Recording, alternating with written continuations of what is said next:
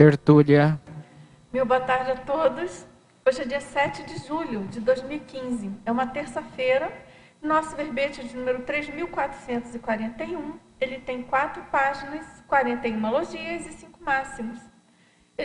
O tema de hoje é a zooconvivialidade sadia, da especialidade conviviologia, e ele foi redigido pela nossa verbetógrafa já veterana, professora Lilian Zolê.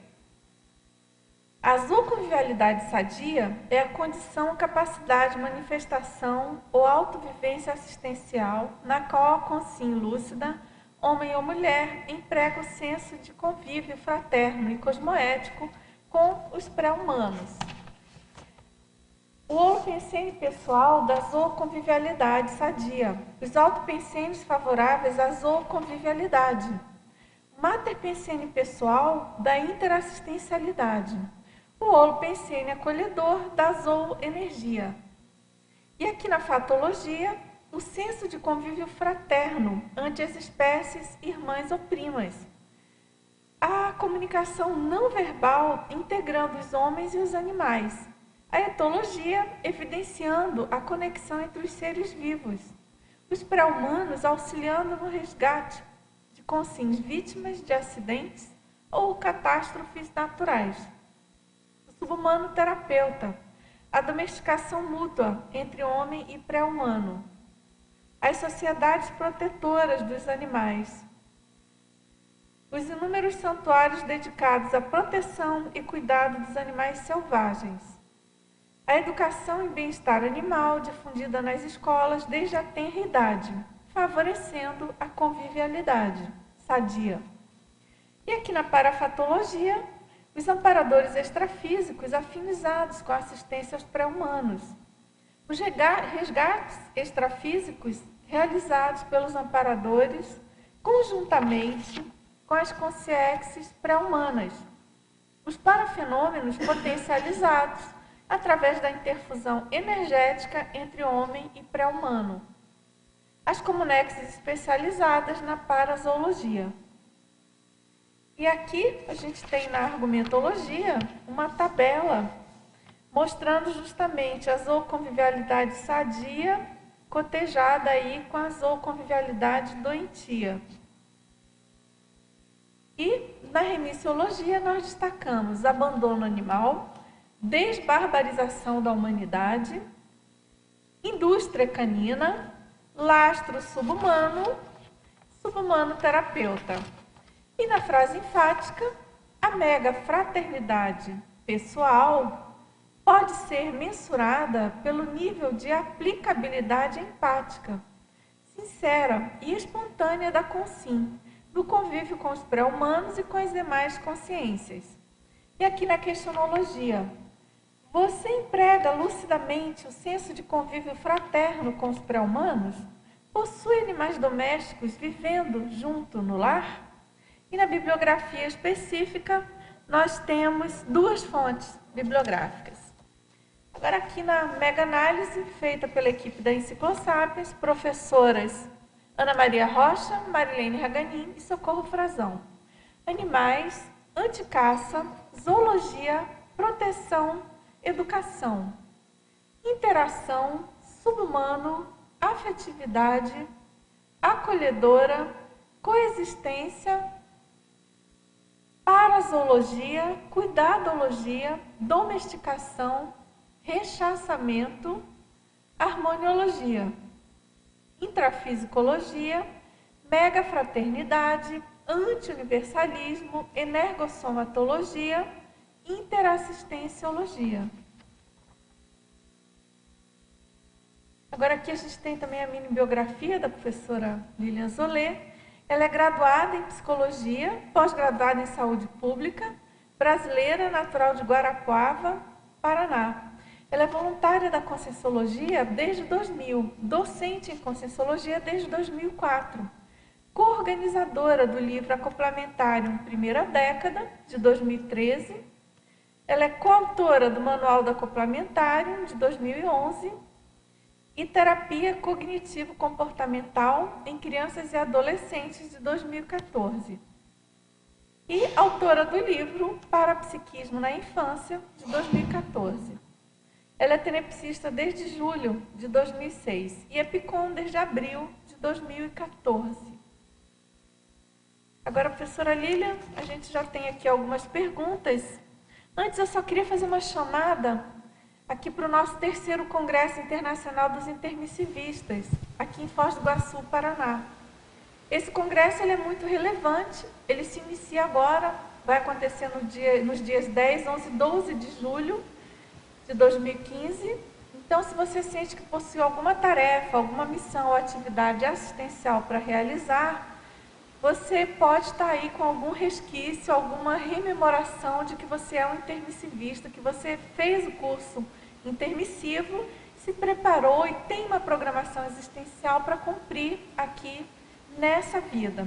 E justamente um dos objetivos do Congresso Internacional de Intermissivistas, esse justamente é o 3º, é congregar, é agrupar, aglutinar essas consins intermissivistas, ou seja, que cursaram esse curso, né, intermissivo, essas aulas no período intermissivo, e que agora então é importantíssimo trocar ideias, debater, ouvir os colegas mais experientes, né? Então, nesse evento a gente tem várias conferências, várias oficinas, bem como o próprio nome diz, né? As oficinas são atividades práticas, não é? Embasadas aí nas teorias conscienciológicas e nas práticas também conscienciológicas. Então, a gente convida aí vocês a participarem. Mais informações, inscrições, pelo telefone 45 3525 2652. Lembrando que isso é uma iniciativa do CAEC, aqui o Centro de Altos Estudos da Conscienciologia, e da Associação Internacional de Inversão Existencial, a Simvexis. Claro, com o apoio de outras ICs, não é? A APEX, a OIC, a Conscius e a Consecutivos, fundamentalmente. Bom, professora Lilian, vamos então ao nosso verbete, propriamente dito, a nossa convivialidade aí, sadia, não é verdade? A gente sabe aqui quem convive mais proximamente com você, dessa relação sua estreita aí com os amigos pré-humanos, mas a gente queria ouvir de você, particularmente, a motivação para escrever esse verbete e também, assim, contar alguns bastidores para a gente.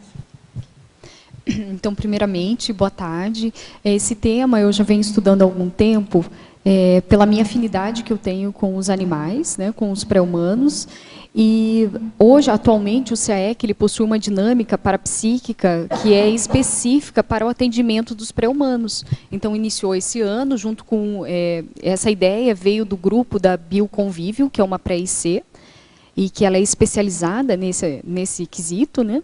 E essa dinâmica ela está funcionando no sentido de, primeiro a gente começou simplesmente com os humanos, digamos assim, né? Que estavam curiosos, que queriam fazer esses atendimentos ou se disponibilizar para uma assistência, e pouco a pouco a gente foi trazendo os animais, né, para atendimentos. E hoje a gente já verifica assim, um amadurecimento do grupo, é um grupo pequeno, porém maduro, a respeito dessa zooconvivialidade, fitoconvivialidade, e a gente atende a paracirurgia tanto à distância, quanto também diretamente nessa dinâmica. E aí eu resolvi escrever esse verbete para fomentar mais a importância de a gente começar a atuar mais em várias frentes da convivialidade para chegar a um ponto de termos essa maturidade dentro do convívio de grupos, né? Independente dos tipos desses grupos, né? Então, desde a fito até a zoo, até com nós consciências humanas, né? E assim por diante. Eu acho que esse é o caminho cada vez mais da escala evolutiva mais próxima aí do serenismo, né? E assim por diante. Muito bem. Agora aqui na fatologia, professora Lilian, na página 12, 6ª linha, você poderia explicar sobre a qualidade do aprofundamento da vinculação entre os primos animais e os irmãos chimpanzés? No sentido de a gente estar realmente disponível para essa assistência a qualquer tipo de consciência, né, de princípios conscienciais. Então, eu acho interessante, eu posso colocar, eu vou dar uma abordagem aqui para a gente aprofundar. Existem pessoas, consciências, que elas se colocam como universalistas, mega fraternas, né? E aí, se a gente for colocar uma lupa dentro dos traços da realidade dessa personalidade, em alguns casos, a gente ainda encontra nuances de especismos, que são assim racismos, né? Preferências, né, para assistir alguma consciência ou algum pré-humano. Então, isso vai contra a própria questão da zooconvivialidade sadia. Eu coloquei aqui algumas frases só para a gente pensar a respeito dessas nuances que podemos ter, que estão ao contrário da zooconvivialidade, para a gente expandir, né, ou ampliar essa realidade. Então, vamos lá.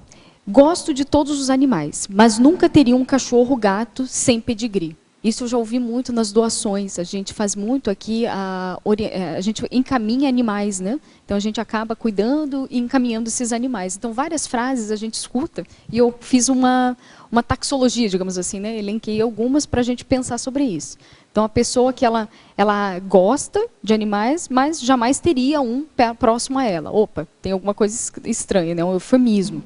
Ou aquelas que dizem assim: eu respeito os animais, mas eu aqui e eles lá. Mas eu respeito. Então, aí a gente entra nesse traço também de um preconceito, né?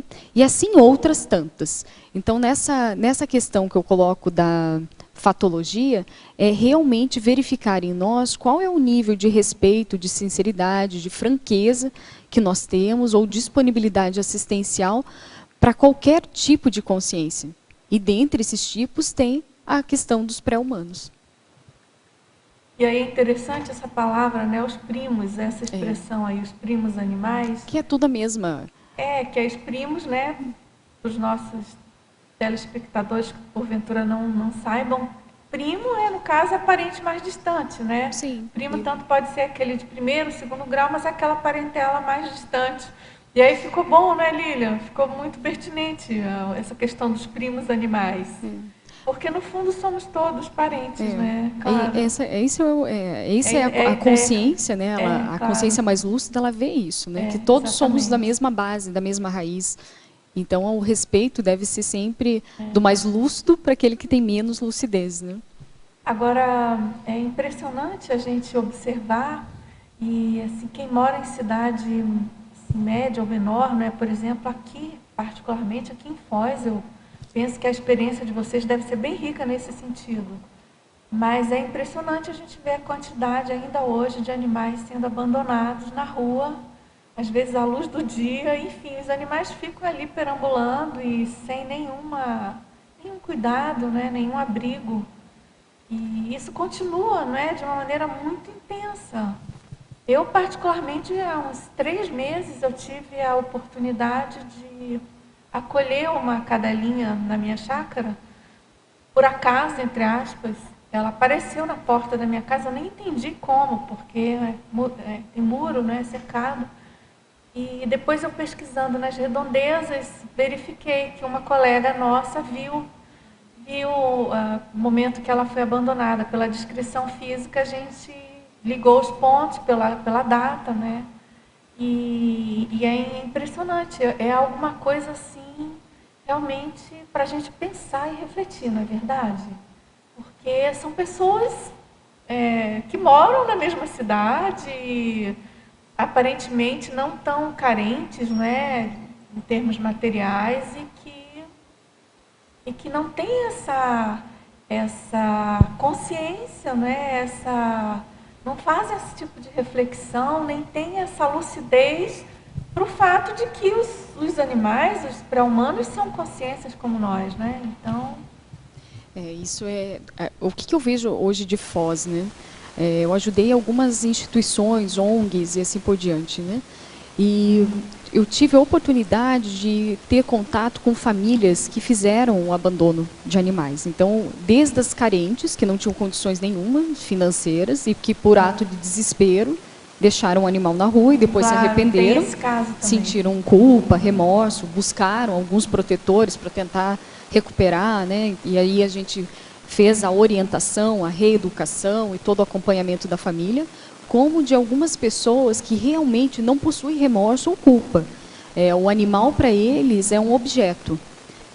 Então eles compram pequeno o animal, esse animal acaba se desenvolvendo, né, se crescendo, e eles não gostariam que fossem tão grande assim. Esse é um caso, né?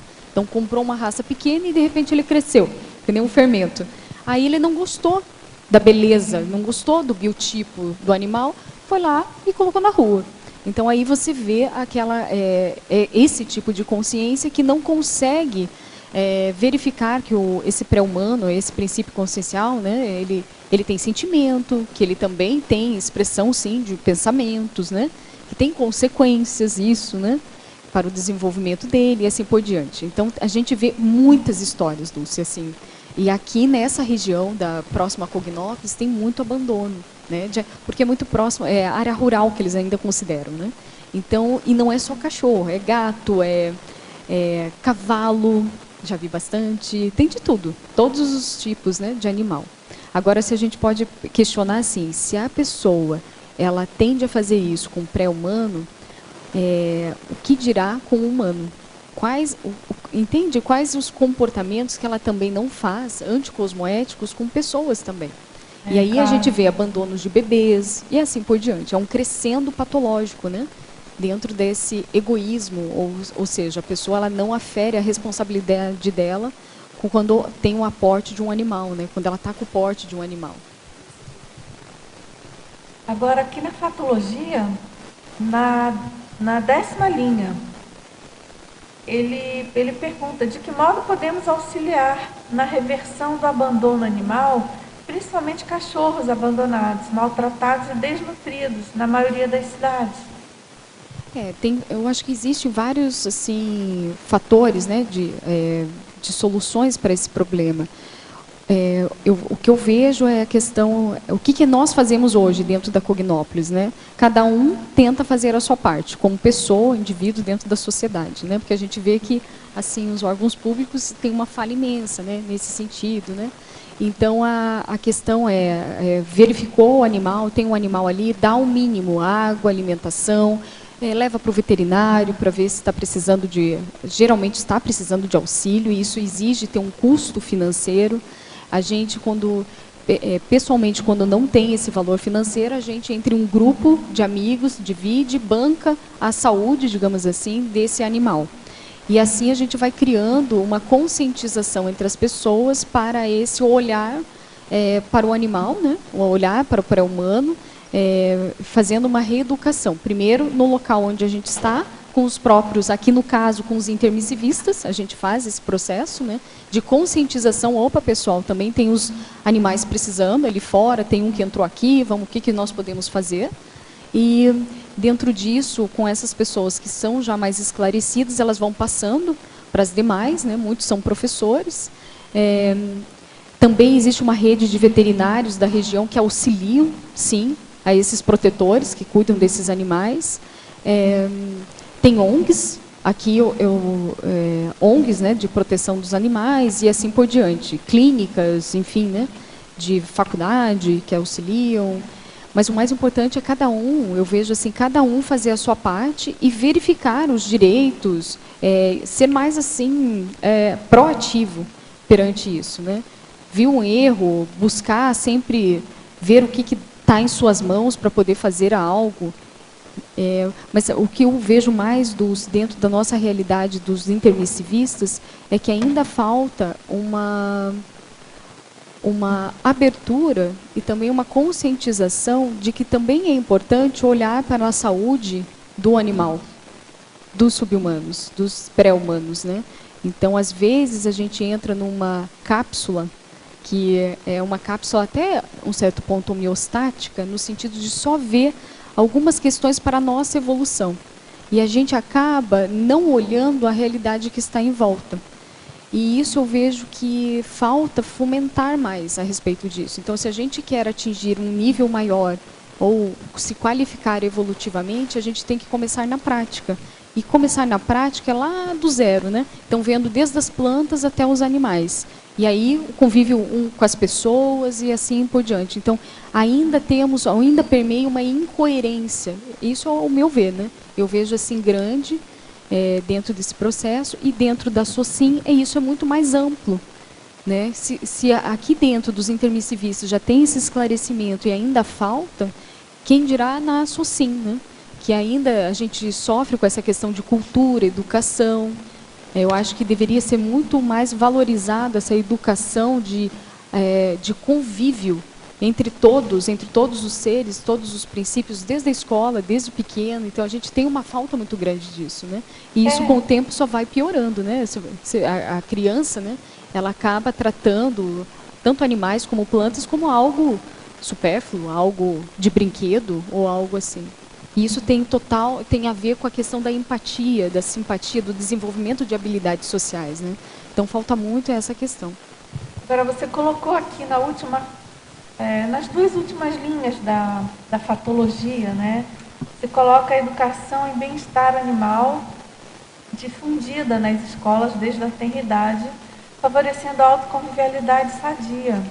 Ou seja, por exemplo, a gente vê hoje em dia, eu percebo isso, não sei aí os especialistas, mas tem uma diferença muito grande na abordagem de uma criança agora, dessa geração, com a questão do ambiente, da ecologia. Parece que já há uma responsabilidade maior, uma conscientização maior em função de uma educação voltada para isso nas escolas, né? E eu não sei, eu tenho a impressão que em relação aos subhumanos ainda é como se fosse um segundo passo, né? Não sei, o que você pensa disso? Sabe, Dulce, eu atendo crianças, né? E eu vejo que tem algumas que é impressionante. Elas não sabem de onde vem o leite. Elas acham que o leite vem direto de uma caixinha industrializada, né? E ela não sabe vaca, né? Não sabe esse mecanismo. Então parece uma brincadeira, mas é real, porque eles estão muito mais na tecnologia, na velocidade dos jogos, né? E acabam não interagindo mais com a natureza em si. Natureza, quando eu falo, é tudo. A natureza da flora, da fauna, né? E eles acabaram, eu vejo assim que houve uma perda nesse sentido. As brincadeiras já não são mais no jardim, entende? Ou com o bichinho de estimação, mas eles prezam mais aos jogos, né, eletrônicos, né? Então, eu vejo que falta, dentro da educação, realmente colocar mais isso. Inserir mais essas atividades lúdicas, mas também tarísticas, dentro desses ambientes que fazem parte do planeta. Elas saberem de onde vem, né? A questão, saber terra, saber o que acontece com os alimentos e também com os animais, né? E dos animais no sentido de desenvolvimento do animal. Isso é muito bacana. Eu lembro que quando muito pequena, tinha um professor, eu acho que era tipo biologia, né? Alguma coisa assim. Mas eu era muito pequena e lá tinha oficinas, onde eu tinha esse colégio, né?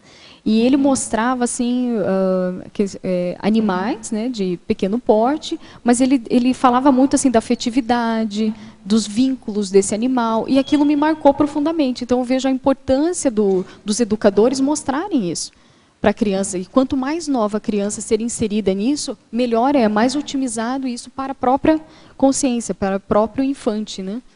Voltando aqui, isso desenvolve habilidades afetivas, comunicativas, de empatia, são habilidades sociais. Então, a criança, através do animal, ela vai expressando emoções e ela vai, através do animal, com as suas reações, ela também vai aprendendo isso. Então, ela sabe que não pode bater porque vai ter uma reação do animal. E aí ela aprende o quê? O respeito. Opa, ele também reage. Eu também reajo como criança, né? Ela também fica brava algumas vezes. E ela consegue modulando essas emoções pouco a pouco. Então, olha que bacana, nosso planeta, um aprende com o outro, né? A gente aprende com planta, se a gente for ver. A gente aprende com bicho. A gente aprende com humanos, com consciências como um todo, né? Então, isso que é bacana dentro desse processo da educação, é passar essa visão mais ampla, né? Falar em educação, Lili, eu brinco na minha casa, porque eu faço um curso, não é bem um curso prático, é um estágio em psicologia, uma coisa muito prática, em função da minha psicologia doméstica, em função do meu convívio com os bichos, né? Eu acho impressionante e muito enriquecedor aí nessa linha da educação, inclusive mútua, né? Essa observação cotidiana das particularidades de cada consciência ali se manifestando e o quanto que é próximo das nossas manifestações, né, em geral, assim. Essa questão da comparação das reações pré-humanas e humanas, enfim. Eu acho, assim, muito rico, muito importante. Eu gosto muito dessa questão de comportamento, da etologia, de ver os Isso, comportamentos. Exatamente. E quando a gente começa a observar o nosso, tipo o animal, o pet, né, o animal doméstico que está com você, você acaba verificando nuances de temperamento que é muito singular daquele animal. Então eu tenho lá 4 cachorros e 2 gatos, né? Cada um é diferente nas suas reações, nas suas emoções. Tem esboços de pensamento, isso eu acho muito interessante. Então, a gente começar a estudar isso e começar a avaliar também o que se tem disso ainda. Porque nós temos resquícios desses comportamentos, dessas emoções, né? Um exemplo é a agressividade. A agressividade, se a gente for ver, é totalmente assim, bichano, né?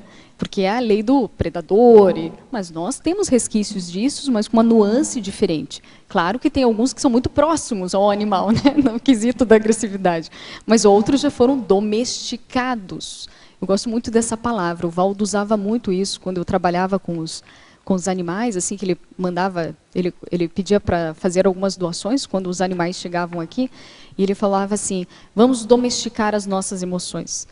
Vamos começar a domesticar também o cachorro para ele aprender antes isso, né? Então, isso é bacana a gente perceber.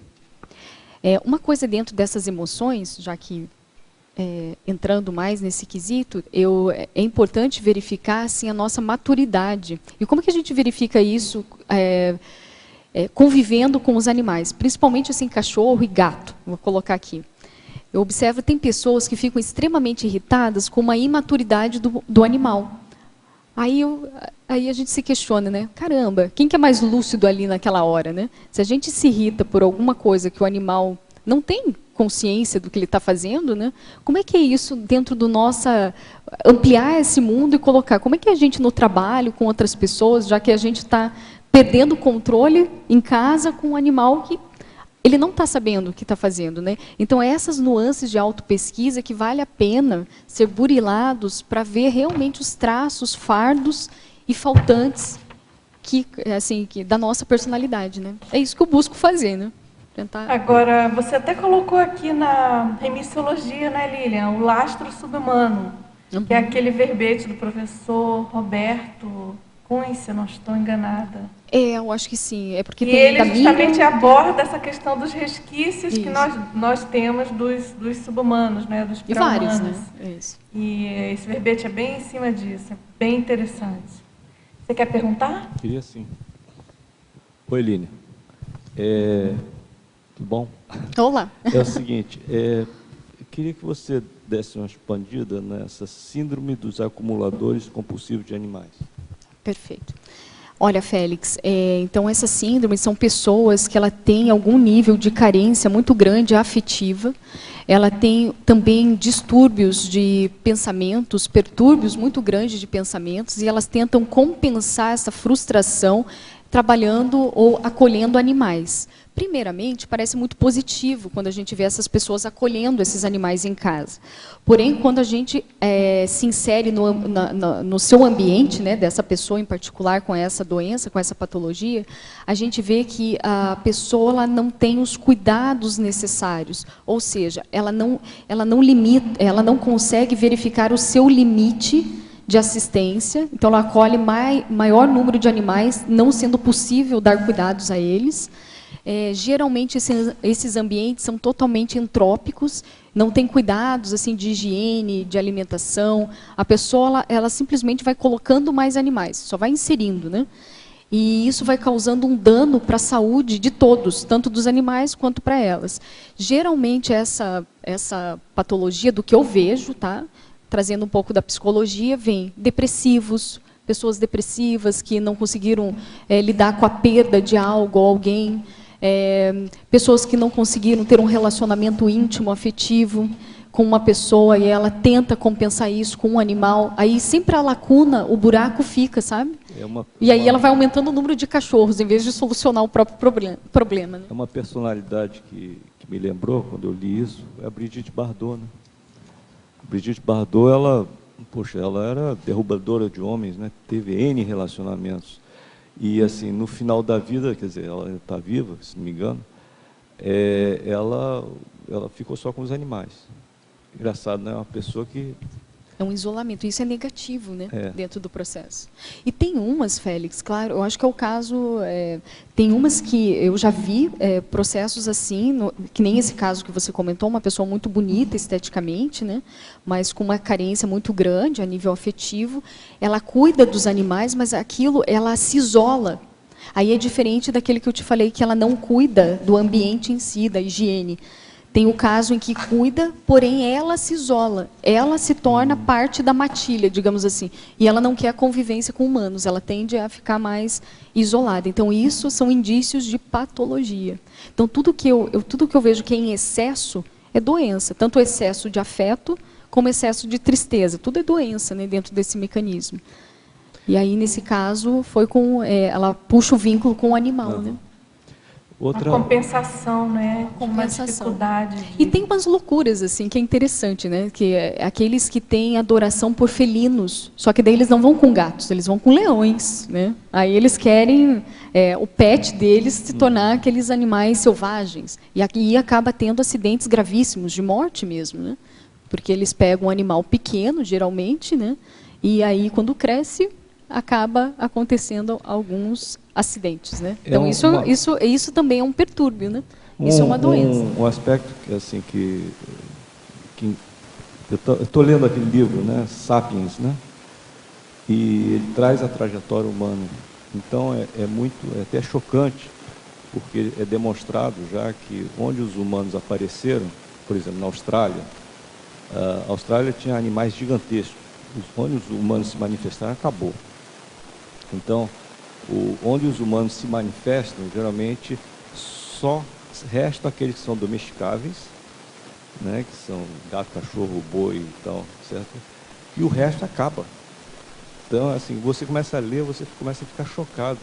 Como é que o ser humano, sabe? Então, a gente tem um débito kármico até com...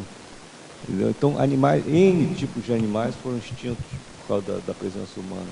Então, realmente é um traço que a gente tem que desenvolver. Tem que desenvolver. E eu vejo assim, um egoísmo muito grande, né, Félix? Porque eu presto atenção àquela pessoa que acha bonito um pássaro.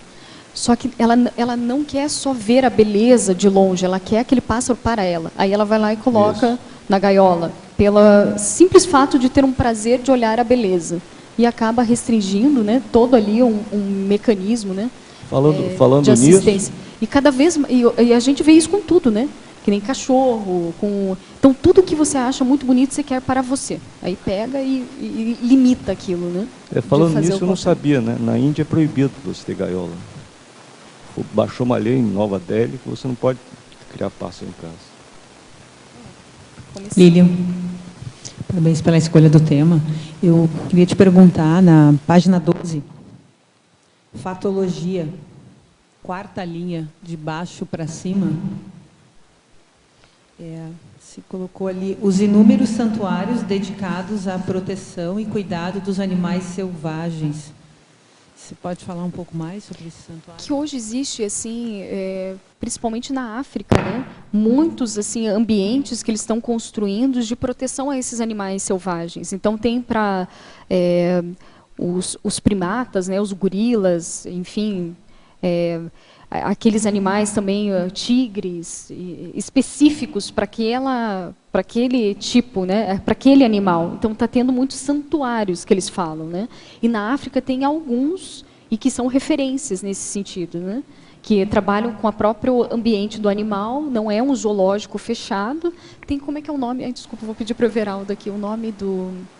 que eles, enfim, eu vou lembrar aqui, desculpa o lápis, mas assim, é um zoológico, não é um zoológico como a gente vê aqui, que é uma reserva florestal, onde os animais ficam livres, existe toda uma equipe multidisciplinar, que são prontas para atender eles, mas assim, eles vivem de maneira livre, soltos. E é a pessoa que vai andando no meio deles, não ao contrário. Você que fica engaiolado, você tem que ir com o carro todo fechado, não pode sair, porque você está entrando no ambiente deles, né? E existe um respeito muito grande desses animais, porque eles já estão acostumados com o barulho, com o ruído, eles se sentem mais acolhidos, não tem ali nada que gere uma agressividade, então eles têm alimentação natural, então eles tratam à distância, porém com respeito, ambos, né? Animal e humano, né? Então existe eu acho isso bacana dentro dessa questão. Interessante a inversão do processo. A inversão do processo, isso é bacana. Viu, Lilian? Eu queria fazer uma pergunta para você, referente ao que está no tópico aqui na parafatologia, questão do parapsiquismo do animal. Você participa de várias dinâmicas, né? E tem uma dinâmica que você epicenta, que é a dinâmica da bioconvívio, né? Eu gostaria que você colocasse suas vivências, suas experiências sobre como que se identifica, como é que você já vivenciou situações assim, no que diz respeito a essa habilidade, esse talento do animal também, no termo do parapsiquismo. Essa dinâmica, para mim, foi assim surpreendente. Primeiro, é claro, ela foi nova, né, a ideia, mas quando eu comecei a trabalhar um dos primeiros campos de energia, eu senti assim, uma serenidade muito grande e um amparo, assim, muito sutil e que não era só com animais e com plantas. Ele passa disso. O nível de compreensão dessas consciências amparadoras eram tão grandes, pelo menos foi uma extrapolação para mim parapsíquica e bioenergética, que realmente ali eu percebi o que é fraternidade. Então, ultrapassa, sabe, barreiras, assim, e isso parece pequeno eu falando, mas na hora, na atuação com energia, percebendo esses amparadores, para mim foi, assim, muito rica essa experiência. Eu vejo que essa dinâmica vem trazendo cada vez mais esse holopensene. Então, ela é muito assim, ela traz um padrão de pacifismo, dessa fraternidade, e é interessante que trabalha muito o processo emocional antes dos pesquisadores, participantes, para acalmar totalmente, porque isso é essencial para entrar ou fazer a conexão com esse padrão de energia mais sutil, que é a própria da energia imanente. Então, isso eu estou vendo que há um trabalho bem no início dessa dinâmica nesse sentido, e quando se apazigua, digamos assim, essas emoções, começa-se a assistência. E a assistência ali não é só para animais ou animais em si, mas tem muito processo de reurbanização, que a gente trabalha com os réus, é isso que eu estou vendo. Então, a dinâmica acaba puxando esse lado, né? Porque são justamente as cons-réus que têm aqueles pertúrbios maiores e que não conseguem respeitar nem os próprios pares e nem os seus primos e irmãos, né? Muito menos, né? Então, é ali que eu vejo que começa uma para-reeducação dessas consciências. Agora, falar em amparadores, né, extrafísicos, na parafatologia, página 12, segunda linha, ele pergunta como atuam esses amparadores afinizados com a assistência aos pré-humanos. Seriam eles devas? Sim, não deixa de ser. Tem um verbete devas, né? E tem os tipos de devas, desde os conscientes lúcidos até aqueles inconscientes que têm uma afinidade pelo padrão, né, das energias imanentes. O que eu vejo desses amparadores, como é que eles atuam? A gente tem que pensar também que muitos dos animais são utilizados para o processo da assistência. Isso a gente esquece. Às vezes a gente acha que é a gente que está assistindo, e na verdade é o contrário. Isso eu já vi. Então, eles utilizam, na questão extrafísica, para animais, para ir em ambientes mais entrópicos, para que ele crie até mesmo uma para-segurança. Então, eles utilizam animais até maiores. Era comentado até pelo Valdo, de um casal de amparadores que trazia uma pantera, não era isso? No ECP2, né? E essa pantera tinha tanta energia e domínio dessa energia que ela fazia uma para-segurança onde esses dois, o casal, né, de amparadores, conseguiam atuar, e ela fazia uma certa de delimitação, né, do ambiente. Então, a gente pode extrapolar essa situação, né, vivenciada ali pelo Valdo, e verificar que existe muito mais disso, a utilização desses animais realmente para assistir. A gente pode ver isso no intrafísico. Cães terapeutas utilizados em clínicas de idosos, geriátricos, ou de reabilitação de crianças, e que funciona, e eles até estão estudando a questão do aumento da imunidade através do afeto em que se tem, entre a troca de afeto em que se tem entre o humano e os pré-humanos, né? Então, esse vínculo energético é muito intenso. Eu acho que ainda falta essa compreensão maior desse assunto, né? Então, se no intrafísico a gente já consegue um equilíbrio com eles, né? É essencial essa convivência harmônica, quem dirá no extrafísico. Então, eu vejo que há muitos animais assim amparadores nesse sentido, né? De auxiliar essas consciex ou consciências. Agora, Lilian, até justamente nisso, dando um depoimento, a gente já conversou uma outra vez, mas para os tertulianos também, uma coisa dos animais, essa que ela falou de questão amparadora, eu não esqueço até hoje, né, que a gente disse uma vez que eu fui mexer com energia em casa, lá nos meus pais, e aí estava fazendo clarividência com uma pessoa e ela estava bastante entrópica, e depois no final, quando limpou o campo, ela percebeu e a gente percebeu um cachorro como se estivesse próximo de mim. E aí eu marquei aquilo ali, eu fiquei assim, esse cachorro, né, o que era, e aquilo ali tranquilizou. E tempos depois, uma vez aí, quando eu estava trabalhando nas instituições de acolhimento, e a gente ia lidar com um caso mais difícil, na hora que eu parei o carro no sinal, né, que eu estava para quase chegar no lugar, mudou o campo, e aí eu vi de novo, assim, senti um amparador, e aí trouxe aquele cachorro de novo. E aí, em outras situações, de percepções de energia, tranquilo, mas naquilo ali até que chegou a quase que me emocionar, assim, mexer, porque aí depois eu reconheci, me lembro que eu conversei com o Valdo, até ele falou que era uma coisa, realmente era mais ou menos raro, que era aquela percepção de um cachorro de outras vidas minha, e a mesma sensação de quando tu tem um cachorro teu, que já dessomou há muito tempo, e era um cachorro de outros séculos que tinham trazido, e que quando ele mexe com aquele teu afeto, porque tu tinha uma relação muito grande, e isso dá uma tranquilidade, né? Isso dá um desassédio, isso era muito bacana.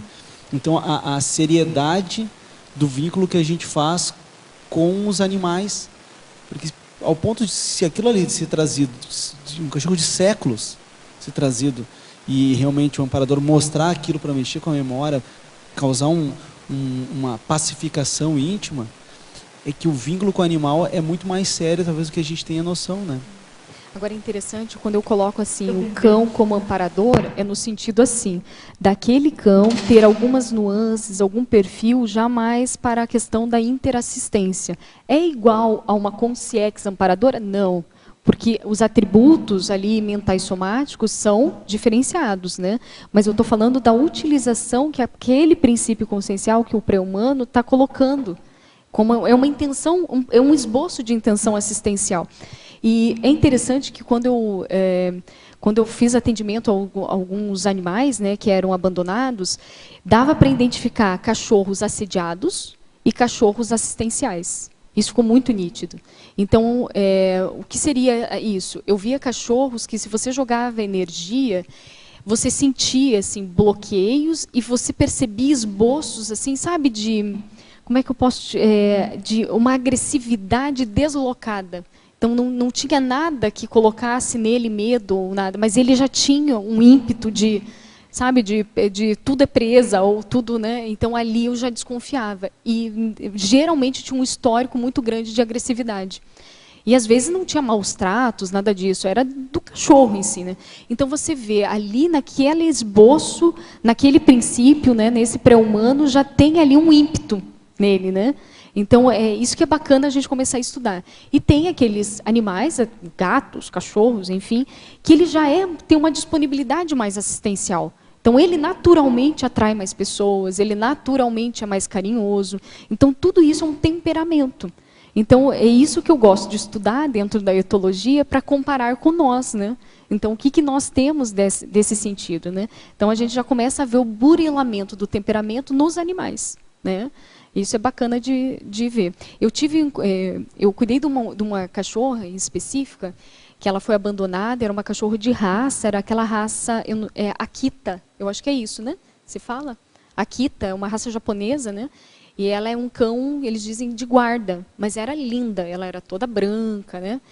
Eu jogava energia na cachorra e eu sentia algo muito estranho, assim, uma agressividade, uma instabilidade muito grande. Porém, comigo ela ficava bem. E eu via que era mais comigo, independente, as outras pessoas ela era mais resistente, mas comigo ela se comportava assim, ela ficava mais tranquila. E não deu outra. Eu pisquei os olhos, digamos assim, saí e ela atacou outros cachorros, chegou a matar cachorro, matar. Então, ali eu nunca mais duvidei da minha questão paraperceptiva vinculada ao animal, né? Mas isso eu fui vendo padrões disso. Então, a assistência ao animal não dá para ser assim ingênuo nesse sentido. Então, quem trabalha com esse tipo de assistência tem que prestar atenção no próprio temperamento, comportamento do animal, esses padrões, tem que ficar muito atento e sempre verificar a questão de segurança. Né? Então, a gente não pode entrar, eu quero dizer assim, muito romântico nisso. Né? Vamos cuidar, vamos... Né? Então, você sempre tem que ter essa visão maior dentro desse contexto do animal. E a visão maior envolve o quê? Parapsiquismo, dentro desse processo. Né? É isso que eu fazia, a orientação e o encaminhamento. Então, sempre me questionavam, como é que você encaminha bastante animais? Muito desse processo eu vi o temperamento, pelo parapsiquismo, pela energia, e tentava achar uma pessoa que soubesse lidar com esse tipo de temperamento. Então, eu tentava conciliar essas duas coisas para ter um bom encaminhamento. Né? Então, é isso que eu consegui aprender dentro desse processo da assistência aos animais. Agora, é impressionante essa história é muito interessante esse relato seu, né, Gabriel? Porque a gente considerar um paradoxo, né? Porque os animais, na condição de enfim, pré-humanos, ali com o psicossoma incipiente, ainda manifestando tantas contradições e essa questão das emoções ainda sendo trabalhadas, né, rudimentares, ao mesmo tempo essa questão do vínculo criado pré-humano-humano a ponto de propiciar um resgate futuro e a utilização para uma calmia, uma situação mais homeostática, né, emocional. É uma Bacana coisa que, esse é uma coisa que sempre eu fiquei pensando e chamou a atenção, porque a nossa vinculação com os animais, como é que isso funciona, porque nos fenômenos parapsíquicos a gente às vezes aparece, tem muitos relatos disso, tanto em questões de assombramento, por exemplo, de poltergeist, às vezes aparecem animais, e quanto também em casos positivos, e a identificação, o vínculo que a gente cria e aquilo que perdura por vidas, né? Você sabe que eu lembrei agora, me ocorreu agora aquela questão do efeito das gárgulas, né? Tem relação com esse tipo de reação, né? As gárgulas sendo utilizadas nas fachadas dos edifícios, das igrejas, como proteção. Agora tem um livro bacana dentro disso, do parapsiquismo dos animais, que é A Alma nos Animais, do Ernesto Bozano. Então, aqui tem casos, tem inúmeros casos, onde ele fez uma coletânea, né, na verdade, de casos, onde foi comprovado a telepatia entre humanos e pré-humanos, clarividência com humanos e pré-humanos, e assim, outros fenômenos parapsíquicos, né?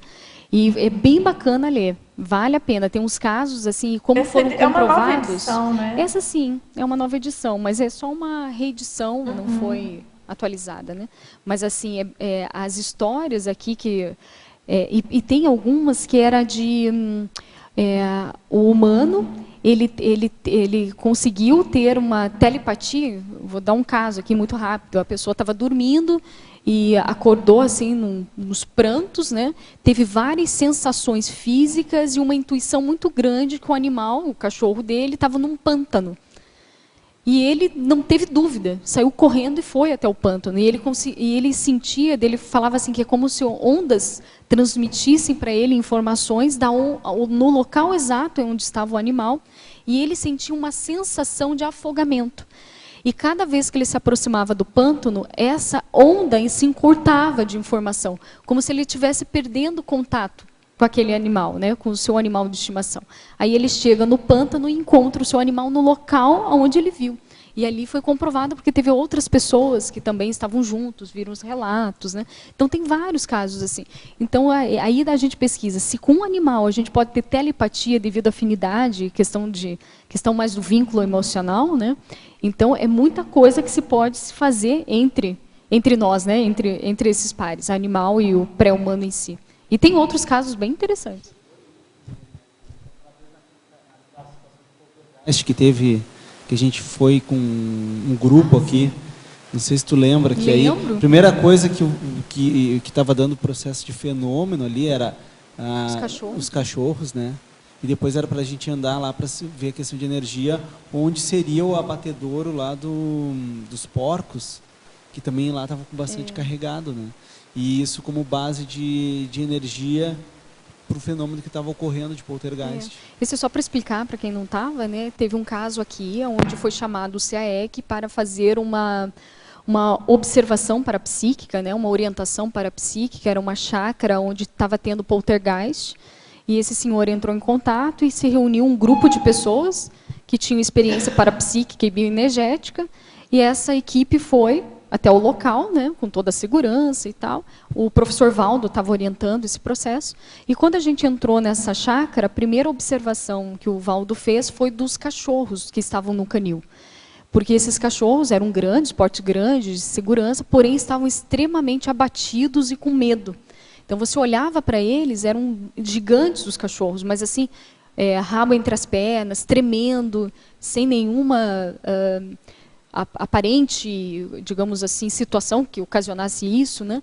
Foram verificados nesses cachorros, não teve maltrato, não teve nada, né? E eles ficaram assim por um período de tempo muito longo. Então eles não queriam se aproximar, só queriam ficar no canil.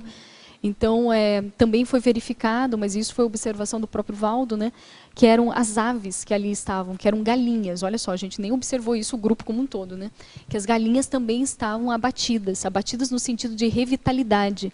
E aí, o que eu lembro aqui é que, como estava tendo sim um fulcro de poltergeist, e eles utilizavam as energias dos animais para potencializar a ectoplasmia, só que de uma forma negativa. Então, estavam sugando as energias desses animais para ocorrer, sim, o poltergeist contra aquela família ou algo nesse sentido. Então, daí foi feito várias orientações e encaminhamentos até que sanou, né, o processo do poltergeist. De todo modo, tinha um epicentro Tinha humano. um epicentro humano, isso é bom frisar, né, o epicentro humano.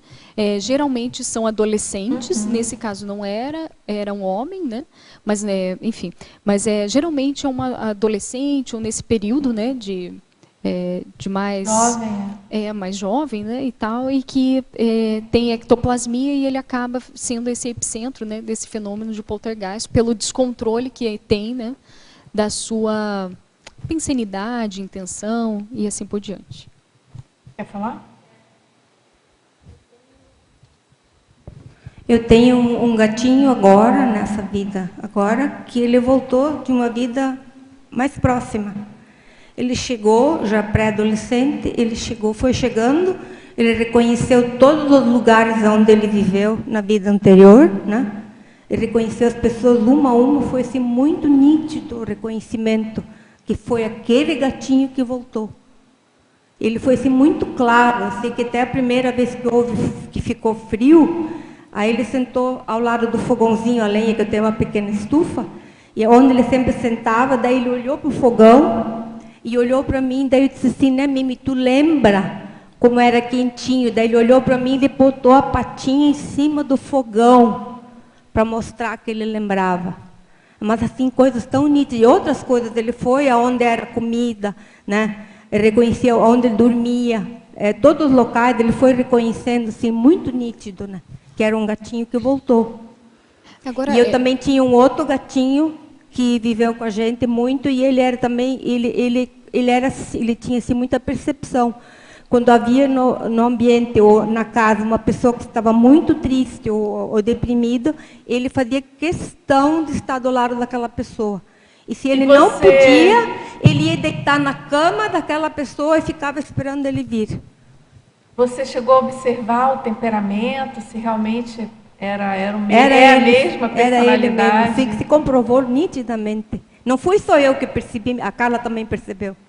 Tá, que bom, bacana, né? É muito eu tive bacana. uma experiência ao contrário. Ele vive ainda, ele está lá em casa. Eu tive uma experiência interessante com uma hipótese de personalidade pré-humana consecutiva que definitivamente não é a mesma.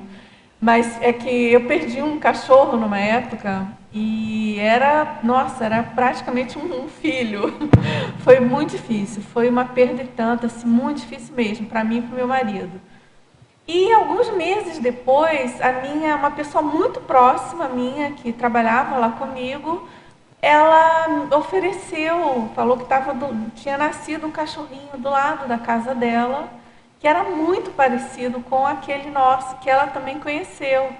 E assim, uma particularidade de ter uma pata branca, fisicamente muito parecido. E ficou aquela expectativa, puxa, sempre tem a hipótese, né? Nossa, mas foi impressionante. A hora que a personalidade chegou e que começou a crescer e a se manifestar de modo mais claro, nitidamente ficou óbvio, não é a mesma pessoa, não é a mesma figura, é outra criatura, não é mesmo, embora fisicamente fosse idêntico. E claro, aquilo foi um mimo, eu considerei como um aporte, um mimo dos amparadores, porque foi muito ostensivo, né? Foi muito evidente, assim. Detalhe do gatinho é esse, que ele veio com as mesmas cores, né? Ele veio preto também. com branco, né?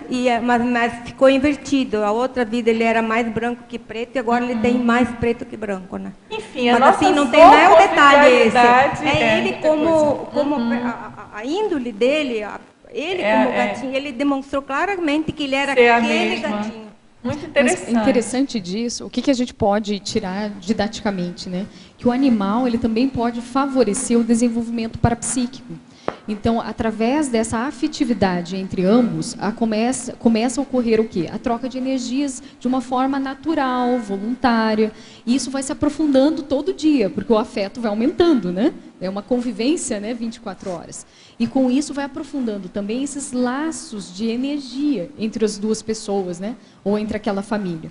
E eu vejo que isso pode potencializar alguns fenômenos parapsíquicos, como a clarividência com retrocognição.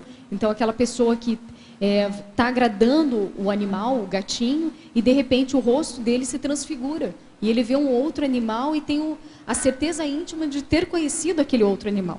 E aí cria-se a hipótese, né, de ter esse animal ser como se fosse um agente retrocognitor, né, que ali ele liga com uma situação, com o ambiente, com uma localidade, né? Então a gente pode aproveitar tudo ao nosso redor de convivência para desenvolvimento da nossa assistência e do nosso parapsiquismo. Eu acho isso bem bacana. Sem dúvida. Quer falar, Roberto? Lilian, qual tu vê que seja o maior benefício para a pessoa que consegue ter essa convivialidade sadia, e aí tu fala em alguns momentos aqui em afetividade equilibrada, né, que não pode ser de menos, mas também não pode ser demais, né, a ponto de desestruturar as emoções, psicossoma, enfim. Qual tu vê que seja o maior benefício da pessoa que convive e que assiste sadiamente esses animais? Roberto, eu vejo que quando a pessoa... Então, esse vínculo positivo é nessa questão de desenvolvimento mesmo. Então, é desenvolvimento parapsíquico, energético. Mas, para isso, o que eu cuido muito, sabe, Roberto? Porque, às vezes, a pessoa, a carente afetiva, no caso, ela usa essa justificativa assistencial justamente para virar um ciclo de patologia. Não sei se eu estou sendo claro. Então, ela usa isso, mas o animal, olha, desenvolve a assistência, o parapsiquismo, então eu vou ter 20, 30, 40, e acaba perdendo o controle disso. E ela não está vendo o próprio rombo emocional que ela tem. Então, o mais importante de tudo é você, para ter um animal, seja ele qual for, você tem que ter responsabilidade, maturidade, organização. Então, se a pessoa não tem organização nem com ela e nem com a dupla, ou seja, ela sozinha, não está na hora de ter um animal. É mais um que ela vai ter que cuidar. Você vai ser um protetor. Porque o animal ele vai precisar de cuidados. Então, exige uma maturidade para ter um porte responsável, né? Então, é isso que é importante a pessoa mensurar. Então, uma pessoa que está extremamente abalada, assim, num período mais depressivo, né? É importante um animal? Às vezes é. o animal às vezes recupera ela em algum sentido, mas a pessoa tem que ter algum aprofundamento na sua intraconsciencialidade para sanar de vez isso e não virar essa dependência afetiva de uma maneira assim mais patológica. Não sei se está claro. Então, o animal pode ajudar a pessoa, mas isso não pode virar uma dependência, senão os dois vão ficar doentes, né? Eu já vi animais que ficam muito com depressivos e o cachorro acabou ficando depressivo. E a gente não conseguia tirar esse animal dessa situação. Então, ele chegou num ponto de acoplamento que dessomou esse animal.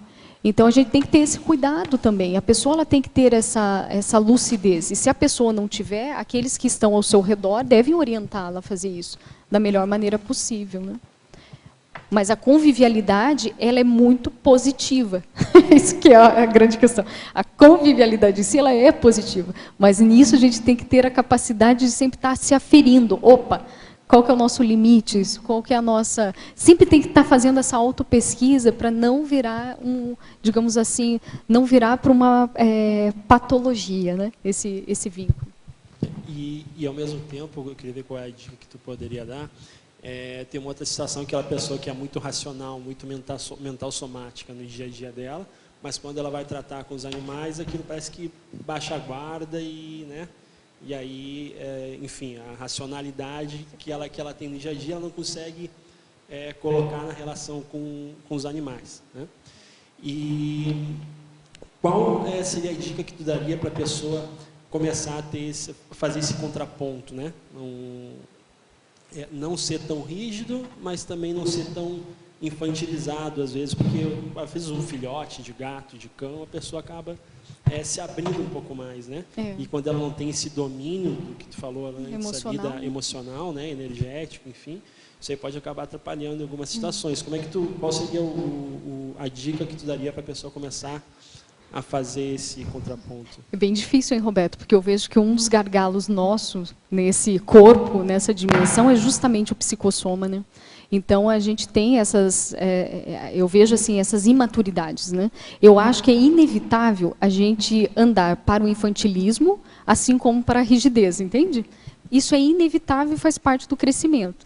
A questão é, eu acho que muitas vezes o rígido, quando entra em contato com o filhote de qualquer animal e quando ele fica mais infantil, isso é bom para ele naquele momento. Ele está se percebendo diferente.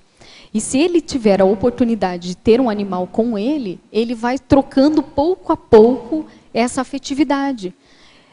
Pelo menos com o animal. Mas eu vejo assim que é um crescendo. Se a pessoa perceber, logo ela já está passando desse aprendizado que ela tem com esse animal com outro amigo, colega. E assim vai indo, vai somando. A gente aprende um com o outro. A questão é a gente ser aberto para isso, né? Então, eu acho que é inevitável a gente ir de um polo ao outro e sempre, sim, o que vai reger melhor isso? A questão da nossa lucidez. Simplesmente a nossa lucidez. A gente se encontrar... Você já não se deparou com um animal e você mesmo falou, nossa, como eu estou bobo falando com ele? Às vezes você vê o filhote e fica, ô bebedinho, né? Tudo inho, né? Às vezes não faz isso nem com a criança, mas com o animal faz, né? Então, essas besteirinhas, essas bobaginhas, vai chegando um ponto que a pessoa vai se perceber. É como se soasse muito alto para ela. Mas não é na primeira vez que ela faz isso. Acontece várias vezes. Chega um ponto que ela fala, que é isso? Nossa, por que eu estou falando assim? Aí chegou a maturidade dela. E quando ela começa a se questionar, é que ela tem a capacidade ou está no momento dela mudar. Entende? Para melhor. Mas eu acho que antes disso, se a pessoa não está refletindo sobre isso, não é o momento. Ela ainda vai ter que, entende? Vai ter que vivenciar muito. Cada um vai chegar a essa maturidade num tempo diferente. Mas a convivência com o animal é muito importante justamente para a gente aprender a dar a oportunidade de escutar, de ver ações diferentes das nossas, reações mais imaturas que as nossas. Isso é uma oportunidade. E, às vezes, posturas mais maduras que a nossa, no animal. E isso também já tive a oportunidade de ver. Teve um caso de um cachorro, que eu acho que isso estava no Facebook, alguma coisa assim. Um cachorro em São Paulo, 2 cachorrinhos atravessando a rua, um foi acidentado. Aí o outro parou o trânsito e ficou grudado com o amigo dele que morreu, dessomou. E ele grudava, latia, pedia, dentro das ações que ele podia, chamar a atenção para que parassem. Até que chegaram, pararam o carro, tiraram o corpo, né, do amigo animal, lá, do cachorro, colocaram no lado e o cachorro ficou tranquilo depois disso. Simplesmente partiu. Então, olha só, tem humanos que não conseguem fazer isso.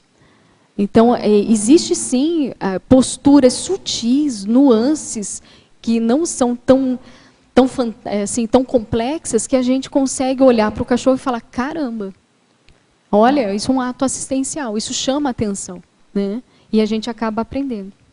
Não que a pessoa não possa ter essa docilidade, né? Não Sim, foi isso que eu, claro, que eu eu quis entendi. dizer. Mas muitas vezes quando ela se infantiliza naquela situação e ela se penaliza por conta da situação do animal, ela não consegue assistir. Sim. E aí não consegue ser madura, igual tu falou na questão da Akita, né? Não pode ser ingênuo. Não pode ser ingênuo. Né? Então, Nesse de caso dizer da não, de Akita, separar, ou de, enfim, a pessoa não consegue. Então o animal vai tomando conta dela e ela não consegue ajudar.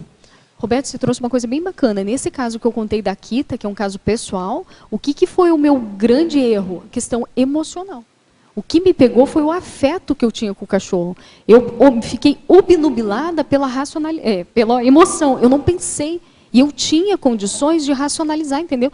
De ter discernimento e falar, esse cachorro é perigoso, isso aqui. Mas o que contou para mim? O afeto. E aí que pegou. Então, eu aprendi muito com isso. Então, e isso eu levei para a minha vida, não só com animais, mas também com pessoas, né? Então, isso é muito importante, a gente ser sempre aprendente, né? E também não ficar tão assim, eu errei. A gente acerta com os erros, né? E assim vai. Até porque normalmente são animais que vieram de rua, que sofreram, que apanharam, e a pessoa fica mais vulnerável, né? Mais emocionada. Muitas perguntas. Agora, tem uma pergunta aqui que é bom você responder logo, eu antecipei, que ela quer saber o que é poltergeist, que vocês comentaram ainda há pouco, né? Então, o poltergeist é um fenômeno parapsíquico onde existe um epicentro, ou seja, uma pessoa que ela tem ectoplasma, uma densificação de exteriorização de ectoplasma, e muitas vezes nem sabe disso. E devido a esse desconhecimento, a sua imaturidade emocional, e também devido aos vários perturbos de pensenidade que estão antagônica devido à situação, ela acaba gerando ou contribuindo para a doação de ectoplasmia para um ambiente onde essa energia é utilizada para as coisas mais nosográficas. Então, acaba acontecendo incêndios, acaba acontecendo efeitos físicos, mas de um âmbito negativo. Tá? Então, aí associa-se ao epicentro, que é o doador de ectoplasma, que está jejuno, inexperiente, imaturo, e quando eu falo imaturo, é de uma forma emocional e também de pensamentos e intenções, junto com assediadores, muitas vezes vinculados àquele ambiente, àquela família, e que ocasionam, sim, aqueles danos, né, que pode acontecer desde mini acidentes até acidentes maiores, ocasionando até a dessoma de pessoas. Agora, Lilian, aqui em cima, no caso daquela chácara que o pessoal foi lá fazer um trabalho, qual foi o trabalho que foi feito? Assim? O trabalho foi feito de desassédio. Na verdade, esse grupo de pessoas, além de observar, ele jogou energia. Lá foi feito muita exteriorização, tinha mais de 10 pessoas, né? Foi feito exteriorização, a maioria eram tenepsistas, foi colocado em TENEPS, foi feito, não foi só naquele dia, mas uma bateria de exteriorizações, né? O professor Valdo estava, né, como epicentro desse desassédio, então eu acho que praticamente uma semana já teve relatos de melhora. Então foram ações, várias ações gradativas feitas, né, para acontecer esse desassédio que envolvia uma família inteira, tá? Não era pequeno, não era uma coisa simples, né? Na verdade, até nesse sentido, o tipo de trabalho, assim, entendeu? Eu aprendi muito que eu fazia visita domiciliar com assistentes sociais, quando trabalhava em instituição de acolhimento de crianças que sofreram violência e tal.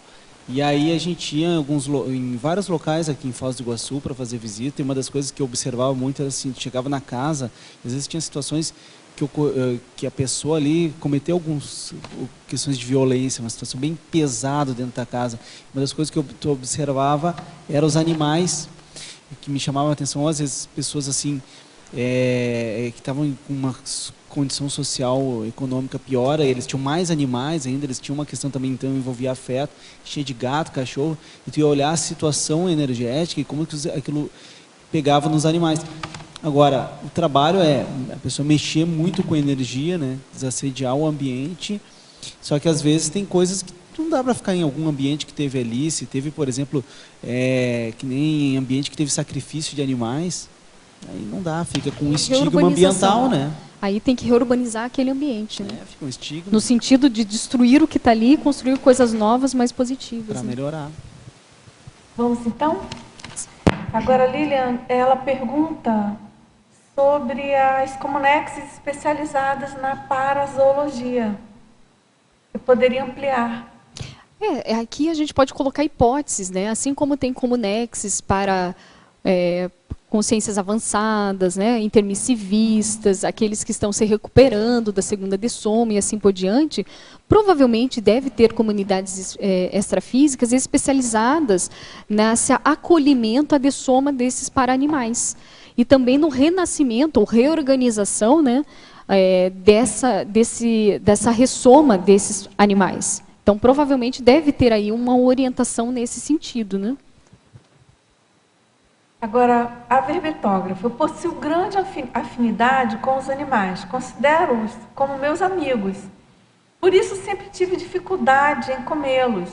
Gostaria que você fizesse um contraponto entre a zooconvivialidade sadia e a alimentação vegetariana.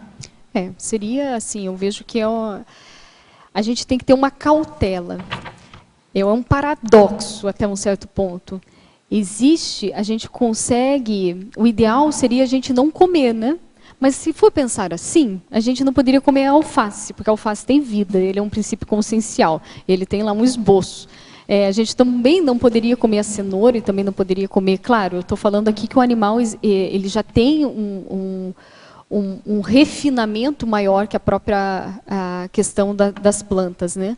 Porém, ainda o nosso mecanismo corporal, dependendo de como a gente foi, como é que eu posso dizer assim, educado desde o início, né? Então, se uma pessoa está acostumada a comer a carne desde o início, e se ela para abruptamente, isso dá um prejuízo para ela muito grande a nível cerebral. Então, perda de memória, né? E várias coisas.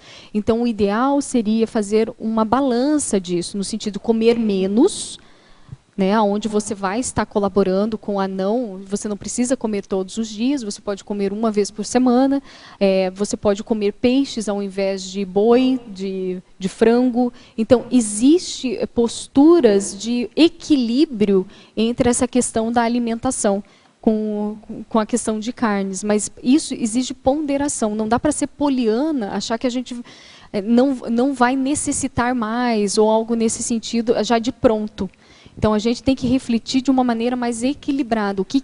Dos males, o menor. Mas, né? Lilian, e aí a gente lembra, né, Lilian, a questão da importância da pessoa fazer autopesquisa, como que o organismo dela reage. Funciona, reage. Com e sem a alimentação carnívora, né? Que tem muita gente que vive muito bem sem esse tipo de alimentação, mas tem todo um mecanismo de composição da dieta, né? No sentido de que ela fique ali realmente bem equilibrada. E aí tem recurso dos profissionais. Agora, isso que você falou é bem sério, né? Essa questão de não tirar abruptamente, não fazer isso para fazer sem qualquer coisa, sem consultar especialistas. Mas isso que a Lilian falou, trocar o peixe, o boi pelo peixe, o peixe é tão vivo como o boi, só que ele vive no outro ambiente. É porque, eu penso que a Lilian falou, não sei, Lilian, você me corrija, é porque tem pessoas tão viciadas em carne vermelha, boi, mas o peixe é tão vivo como o boi. Não, eu concordo. Eu, particularmente, não como carne vermelha desde que eu era adolescente. A fruta, a cenoura, claro que eles estão no nível evolutivo. Mas eu tenho problemas em comer... Eu como frango, mas eu tenho problemas em comer peixe quando eu vejo peixe inteiro. Já olho para ele assim, aí falei, opa...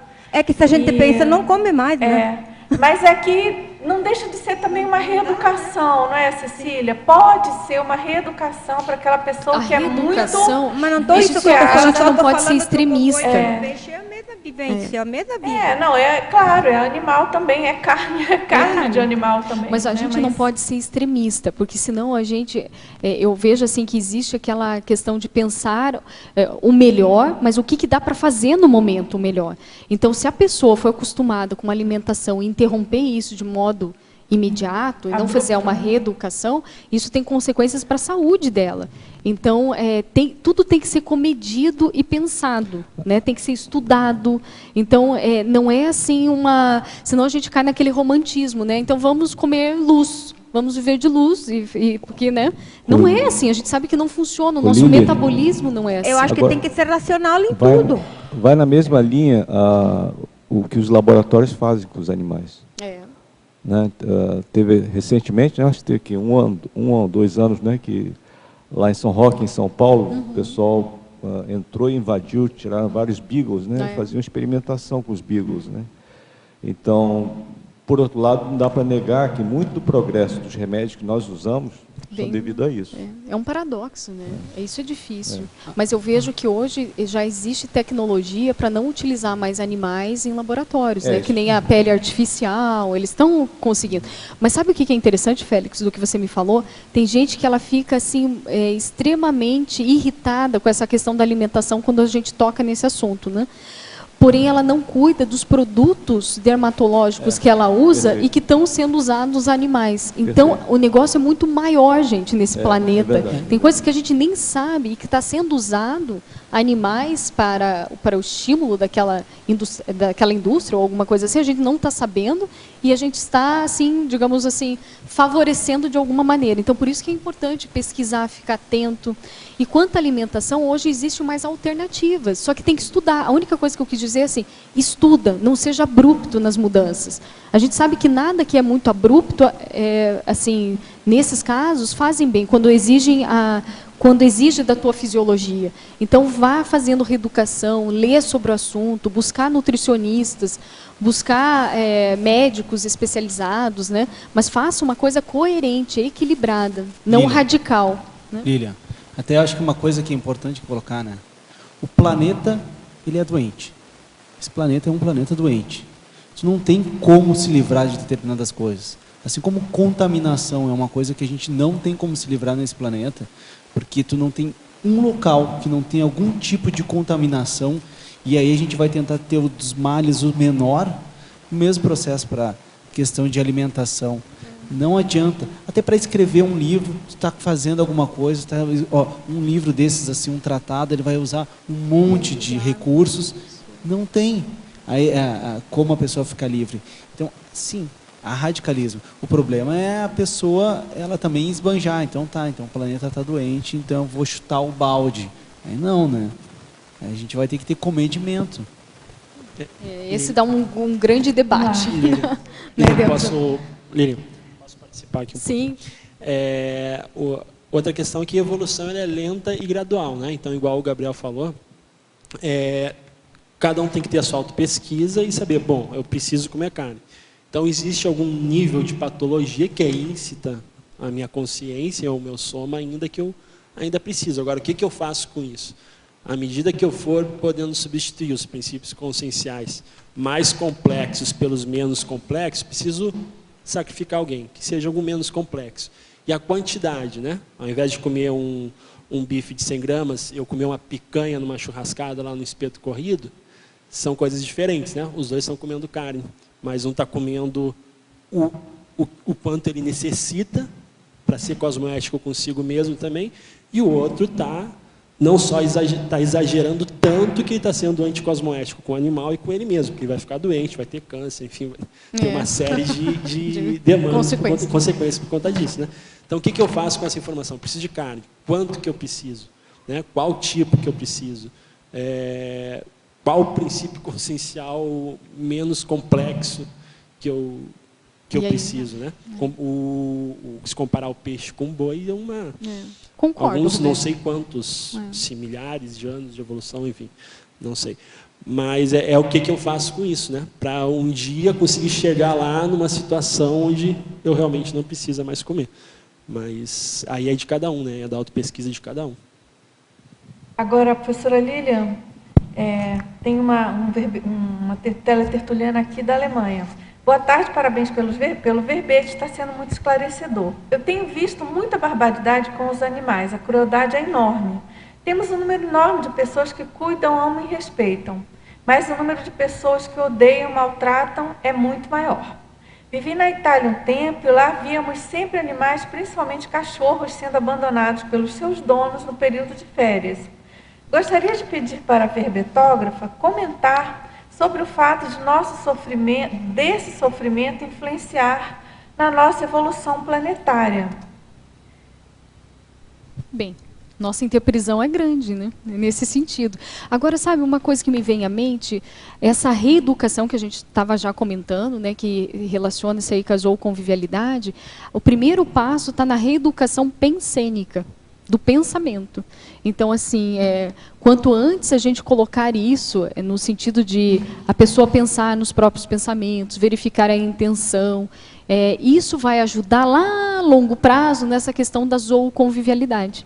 Então, essas torturas com animais, maus tratos, tudo isso tem uma base primeira do pensamento dela equivocado, de um pensamento nosográfico. E aí gera aquela emoção mais negativa para uma ação, para uma conduta anticosmoética.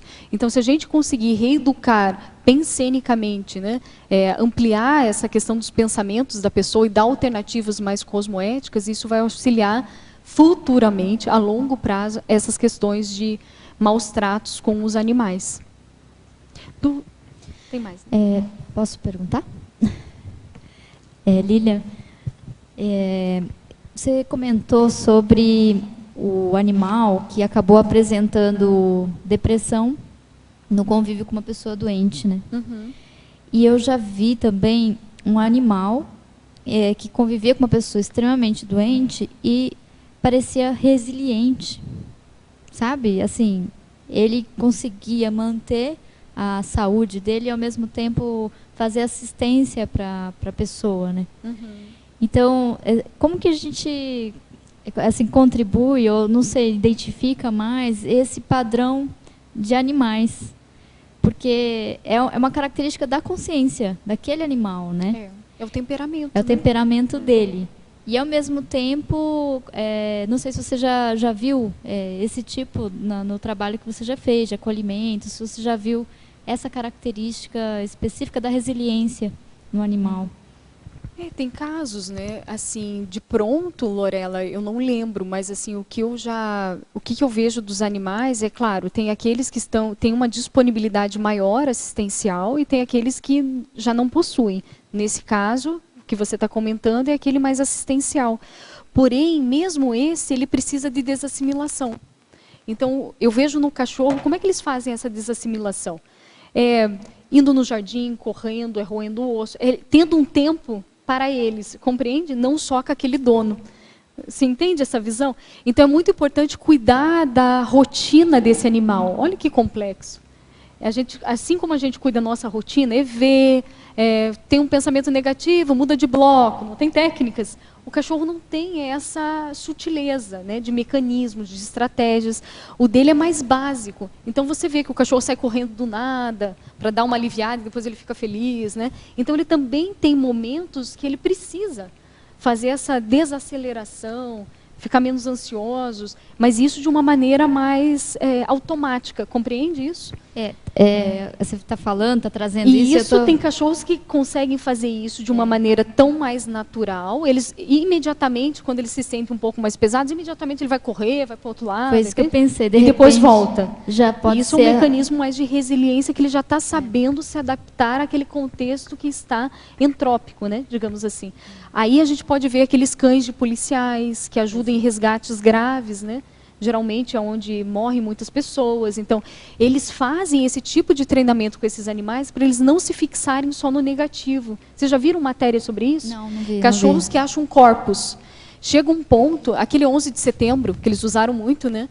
E teve um pastor alemão específico que ele viu tantos corpos, ele achava e apontava, que ele chegou a um ponto que ele deitou e ficou. Ele não queria mais achar.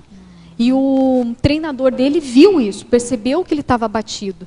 Na hora tirou o cachorro, mandou ele correr, pegou o osso, abriu. Eu estou aqui inventando, né?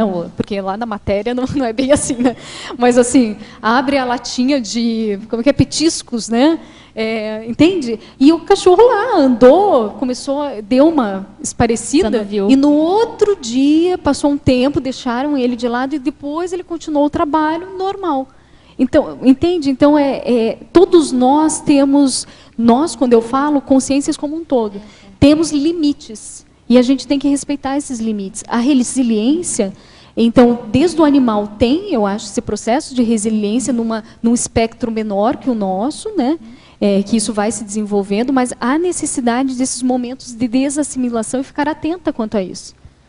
Interessante observar isso, não achar que só o cachorro vai ficando só com o doente isolado, ele vai conseguir, entende? Por ele, tem que dar aspectos do ambiente para ele conseguir se revitalizar. Eu fiquei pensando assim, a gente aplica o conscienciograma para analisar, né, trafores, trafais, né?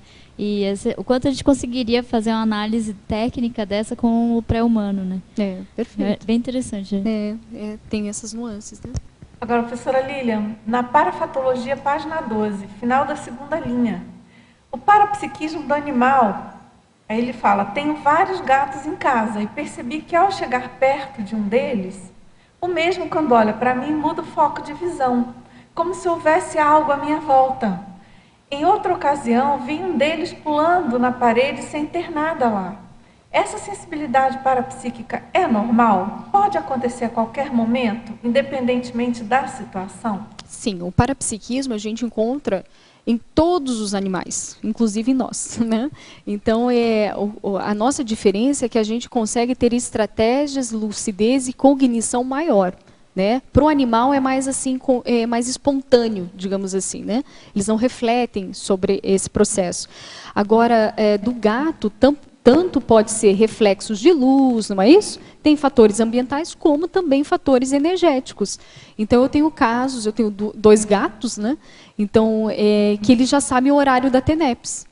Então, antes, às vezes eu nem estou assim, no ambiente em si, né? Chego em casa, no momento eles já estão na frente da porta, os 2 sentadinhos, como se fossem guardas, assim, sabe? Bem bonitinhos, sentadinhos. Eu entro e eles saem. Eles já sabem que eles têm que sair. Eles não entram no ambiente, eles ficam como uma espécie de corredor, que é próximo à porta, né? E tem casos onde eu acho bacana de você começar a entender mais o parapsiquismo do animal, desenvolvendo o seu próprio parapsiquismo. Porque quando você desenvolve a tua clarividência e quando você começa a ver consciexes ou uma otimização de energia no teu ambiente, aí sim você começa a ver os animais, entende? Aí você vê as consequências e as reações do animal. Então já teve caso em que eu via consciexes e eu estava com a minha cachorra. E a cachorra viu. Ela se direcionou justamente para onde eu estava olhando, que era aonde eu via consciexes, né? E assim, eu não mostrei, eu não tive nenhuma reação corporal, somente paravisual, e ela foi até a consciência e olhava como se tivesse alguém. Isso foi bacana.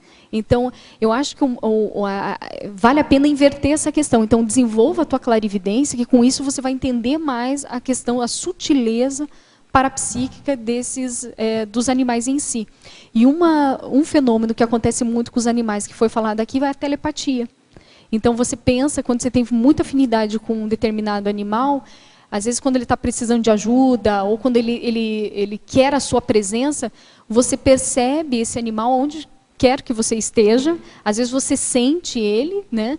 Ou vem lembranças, ou vem cenários de onde ele esteja, e você pode ir lá e comprovar ou não esse fato. Né? De certo modo, você já respondeu, você se antecipou essa pergunta, mas eu vou ler. Como essa convivialidade sadia se manifesta no processo energético, principalmente do animal para o humano? Identificando energias sadias, percebo que os animais são atraídos pelas minhas energias conscienciais. Você poderia dar alguns exemplos?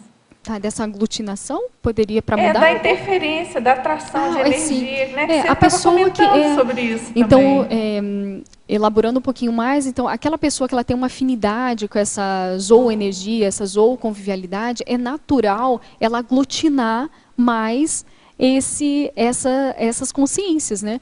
Então, eu tenho muito isso. Então, se eu ando, que nem no ambiente aberto, é batata. Ou vai aparecer um gato, ou um cachorro. Isso é normal. Já antes eu ficava mais preocupada, né? Tipo pré-adolescência, né? Porque eu andava e do nada vinha os cachorros de rua e vinham atrás de mim, não do outro. Assim, que estava do lado a outra pessoa, né? Então eu começava a achar aquilo estranho. Mas então você compreendendo mais esse processo energético, quanto mais você trabalha com energia, quanto mais você sinceramente gosta se disponibiliza energeticamente, mais você atrai essa questão dos pré-humanos, né? Agora, isso é favorável para a assistência, não do contrário. Claro. Então, isso quer dizer que você está com uma sutileza maior energética. Os animais, eles conseguem perceber o padrão de energia mais homeostático do nosográfico. Não tem isso. Uma pessoa bem rabugenta, quando vem o cachorro se aproxima, muitos não se aproximam. É como se fosse um cão agressivo para eles, não é isso? Então, aí, às vezes, a pessoa, ele não viu o físico, ele está rabugento, ele não pensou, mas ele percebe as energias daquela pessoa. Tem pessoas que são anti-animais, não é isso? Chega no ambiente, pode chegar no zoológico e todo mundo não, os animais nem aparecer, estou brincando, né? Pelo padrão de energia dessa pessoa, que é antagônica, e eles percebem, eles têm muito mais uma comunicação energética, mas de uma maneira automática, do que nós. Então, esse é o mundo deles, é a percepção a todo momento, né? Agora... Só colocando esse caso, uma vez teve um processo de assédio, estava forte aqui no início, e eu era bem próximo da casa do Valdo, assim, era bem foi em 2013, acho que foi, e eu me lembro que a gente chegou e estava pipocando em algumas coisas, eu fui olhar lá, os cachorros não paravam de latir, e tinha a Serena, a Mel e o Rousseau, né? E a gente viu que eles estavam com um assédio brabo, e aí quando eu me aproximei, assim, a gente foi mexer, a Serena, ela pulou na Mel e começou a brigar, que era outra cachorra, e aí a gente teve que tirar, e aí limpou a energia, e uma fugiu. E a gente olhou assim para o Rousseau e ficou assim, onde é que ela está? Realmente joguei energia assim, onde é que ela está? E ele ajudou a achar que estava lá no outro terreno. Então, assim, como que é um negócio dos assédios e as energias, como eles sentem. Né? Agora, com a energia, você consegue acalmar os animais, você consegue agitar os animais, você consegue praticamente tudo. Então, o cuidado, a responsabilidade que nós temos que ter como assistentes, né, nesse sentido de deixar os ambientes mais homeostáticos. E aqui, como a gente está falando dos animais, né, com os animais. Então, há influência, sim, da pessoa nesse ambiente para os animais. E você pode ver o teu padrão com a reação desses animais. Se o animal está muito agitado, dá uma observada, o que está acontecendo, né, na tua holosfera e assim por diante. Vamos lá, a gente já tem várias perguntas, Lilian. Você poderia fazer uma comparação do seu verbete entre pré-humanos e cons-réus? A questão das cons-réus, com o pré-humano, o que eu posso dizer, gente? Ela está, assim, a questão... a cons-réu, ela não tem um nível, digamos assim, de lucidez ou de perspicácia ou de análise das suas condutas, né? Então, ela está simplesmente reagindo com a vida, ou com aquilo, né, que ela está vivenciando, e de uma forma bem egóica. Então, a sua satisfação sempre vem em primeiro lugar, e ela não vê as consequências das suas ações para as demais pessoas. Tem animais assim? Tem animais assim. Tem animais que não são tão assim? Tem animais que não são tão assim. Eu acho isso. Então, não dá para colocar assim, os animais são com os réus. Não é nesse sentido. Não, são princípios, né, diferenciados.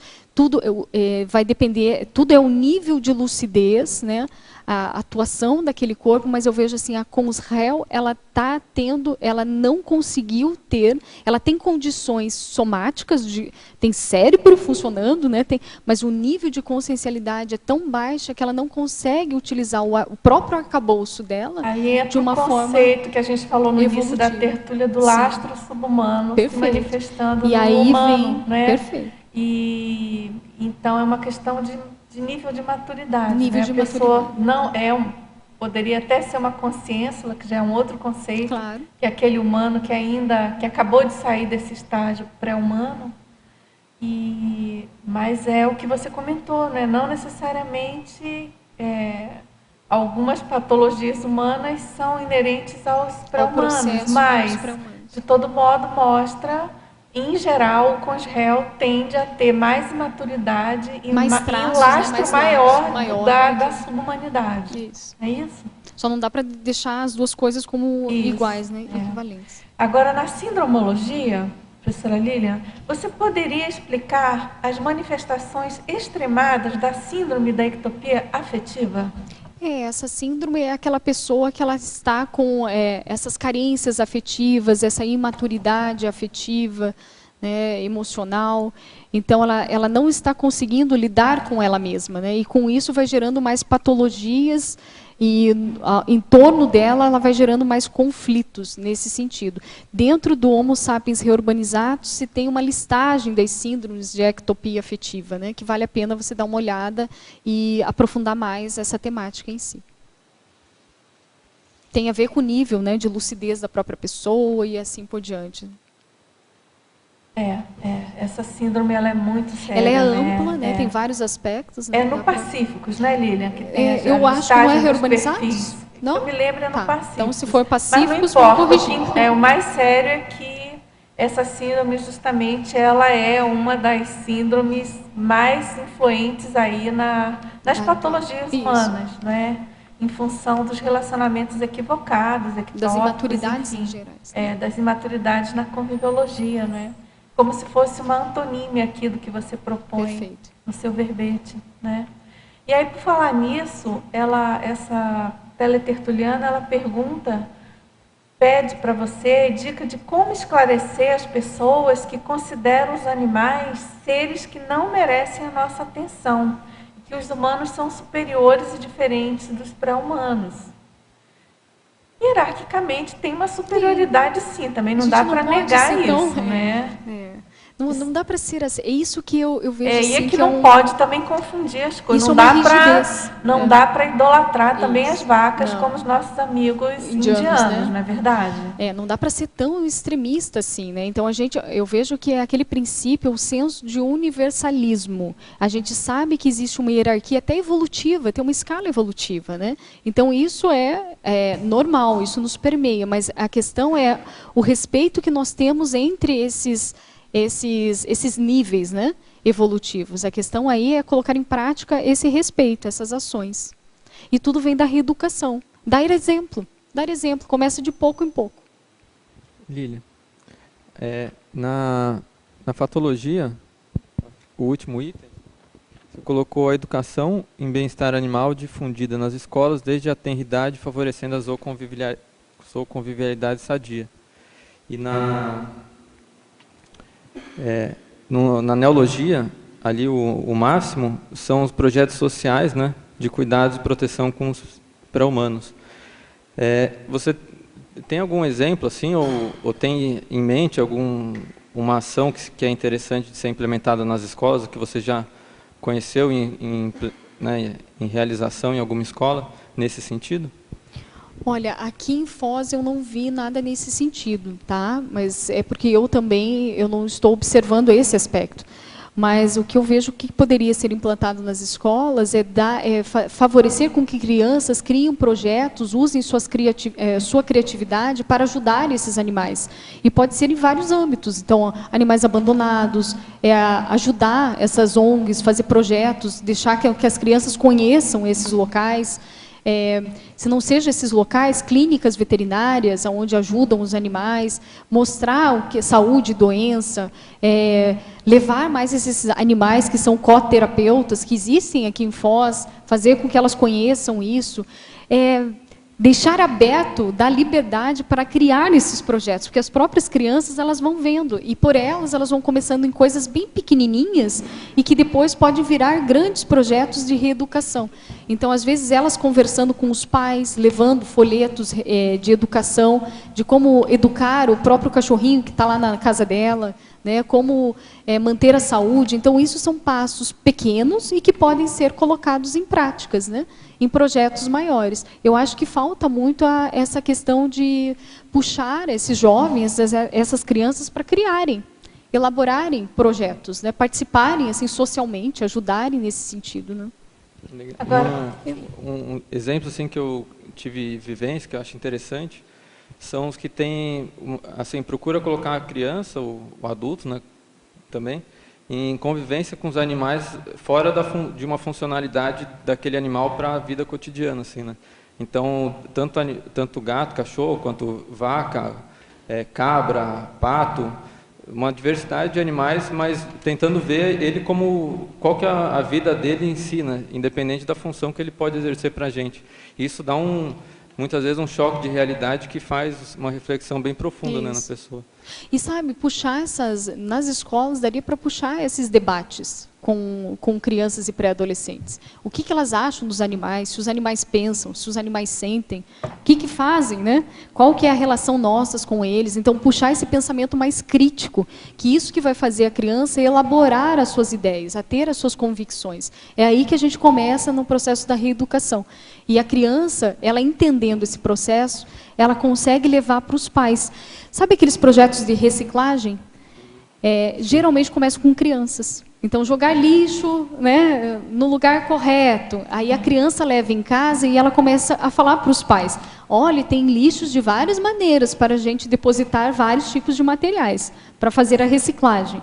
E aí, quando ela vê o pai errando, ela aponta, né? Não, esse é no lixo verde, esse é no lixo amarelo, né?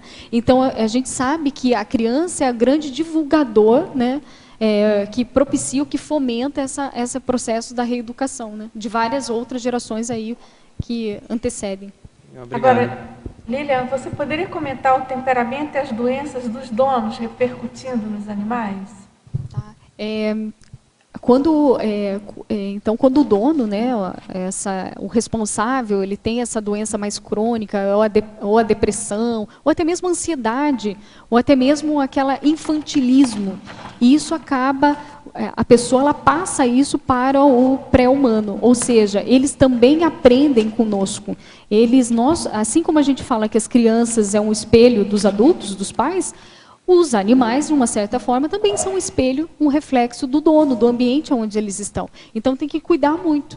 Então, se você ficar uma pessoa depressiva e ela está numa situação crítica e tem um animal, provavelmente essa pessoa depressiva, ela se isola, ela não quer sair, não vai deixar o animal sair. Então, tudo isso é anti-saúde, né? Então, a gente tem que ajudá-la ou orientá-la da melhor maneira possível para que ambos desassimilem. Um vai para psicoterapia, psiquiatria, consciencioterapia, e o cachorro vai para a caminhada, vai para, né, fazer outras orientações. Brincando aqui, todos nós precisamos de desassimilação constante.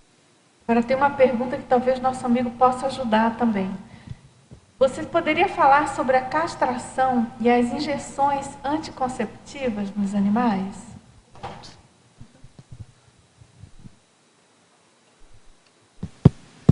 Professor Roberto Cunz, vale lembrar, é veterinário, super especialista aí nos e coordenador da pré-IC Bioconvívio. Exatamente. Né? As injeções anticonceptivas como método anticoncepcional, elas são péssimas tanto para gatas quanto para cadelas. Tá? Esses anticoncepcionais para cadelas e gatas, eles podem ser usados em algumas situações medicamentosa, né, como prolapso uterino, prolapso de vulva, coisa do tipo. Agora, como método anticoncepcional, ela é muito ruim porque ela provoca câncer de mama e provoca endometrite, que é a piometra. Então, como método, se não quiser cria da gata ou da cadela, o ideal é castrar. Tá? Agora, a castração também ela tem que ser feita com medimento, né? Não é porque o animal não é castrado que ele precisa castrar, né? Você tem uma certa cultura hoje também de castrar todo mundo porque acha que é mais saudável. Às vezes a pessoa tem só lá uma cadela que vive dentro de um apartamento que não tem contato com outro macho, não tem por que ela ser castrada, né? Porque de certo modo não, a castração ela é uma mutilação, né? Retirar do útero, retirar dos 2 ovários, tem toda uma questão hormonal aí que vai influenciar o crescimento do animal. Quando castrar também tem que ser feito com animal adulto, né? Evitar de tem gente que gosta de castrar também animal jovem para evitar que ele tenha cria, caça lá a cadela com 4 meses de idade, né? Então imagina, ela vai ficar madura, vai ficar adulta só depois de 1 ano. Então, ela vai crescer sem ter todos os hormônios que ela precisaria para crescer. Então, isso aí vai afetar, de certo modo, a saúde desses animais, né? Tem algumas situações onde também a castração ela é feita, ela é preconizada pelo médico veterinário porque vai fazer bem para a saúde do animal. Mas tem algumas situações que ela é contraindicada. Então, cada coisa tem que ser feita com parcimônia, né? Agora, professora Lilian, parabéns pelo verbete. Eu gostaria que desenvolvesse um pouco sobre os subhumanos usados em assistência. Achei interessante o exemplo da pantera. Nunca pensei nisso, mas já aconteceu de me projetar e encontrar animais meus dessomados. Um era um cãozinho, no extrafísico, e aqui em casa com 2 amparadores ao lado dele. Ele com o pelo mais bonito, maior do que era quando cão sim, irradiando felicidade de viver. Ultimamente tenho me encontrado com minha gatinha, que dessomou recentemente, e eu interajo com ela e nós brincamos. Interessante, né? Bacana o relato dele. Tem vários relatos assim, né? Então, eu vejo que essa questão... e uma coisa a se pontuar, né? O animal, quando ele é muito apegado ao dono, a tendência ele fica ainda um tempo aqui nessa dimensão. Isso já aconteceu, isso eu já vi acontecer com animais que dessomaram, né?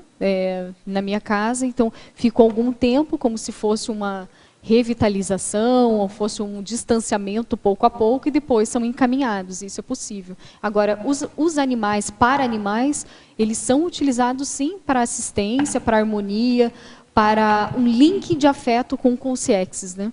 Eles conseguem fazer isso. E eles também doam energias, tem mais isso, que a gente começou a ver dentro das dinâmicas, né? Então, animais intrafísicos que a gente leva para serem atendidos, e eles acabam doando energia para aqueles animais que estão precisando de fato. E a gente observa isso através da clarividência. Então, é muito bacana essa dinâmica interassistencial interespécies, né? Tipo, um ajudando o outro, e isso é possível. Agora, a gente só tem que ter o equilíbrio disso, né? Maturidade para lidar com isso. Agora, tem aqui são 2 colocações, tá, Lilian, para a gente fechar. Ela diz que tem 2 dúvidas. A primeira é sobre essas pessoas que fazem uma transformação total do soma, como, por exemplo, um americano já dessomado, que fez várias cirurgias e tatuagens até conseguir ficar igual a um felino. Uhum. Ela pergunta se a gente sabe o nome dessa patologia. Olha, se não me engano, é dismorfofobia. Se não me engano, que ela não gosta do seu aspecto corporal e ela quer ficar mais próxima à estrutura de um felino ou de um jacaré e assim por diante. Tem eu acho que é no Homo sapiens reurbanizatus, que é um tipo de consréu, né, que o Valdo Vieira coloca, se não me engano, é dismorfo, né, que não tem da própria morfologia, da estrutura corporal. Morfologia dela, isso, né? E isso é uma patologia grave, digamos assim, e que no extrafísico, quando essa pessoa dessoma, ela tem muita dificuldade de estruturar ou reestruturar o psicossoma. Então fica aquelas consciências totalmente dismorfas, sem forma nenhuma. Né? Então isso é um nível de patologia grave dentro da sua estrutura psíquica e psíquica, nesse sentido. A outra questão é sobre o festival em Yulin, na China. Foram mortos cerca de 10 mil cachorros. Foram feitas várias tentativas de vetar o festival, mas não foi possível. A cultura, né? Mas você viu que tinha eu vou trazer um aspecto positivo, né? Eu sempre tenho um lado positivo. Uma chinesa, ela arrecadou dinheiro e conseguiu, parece que retirar... Ela comprou, não foi? Ela comprou, ela conseguiu... Que ela está falando isso aí, ela teve uma senhora que conseguiu comprar um número grande de cachorros. Grande de cachorro, e todos aqueles chineses que queriam comer, né, ficaram lá com os olhões todos arregalados, e ela conseguiu, pelo esforço, retirar. Então, uma gotinha de assistência faz a diferença. Né? Esse é o exemplo. Claro. Qualquer coisa ajuda, né? Agora ela pergunta assim, nos dias de hoje, o que leva o ser humano ainda a praticar esse tipo de barbárie? Tem a ver com os réus?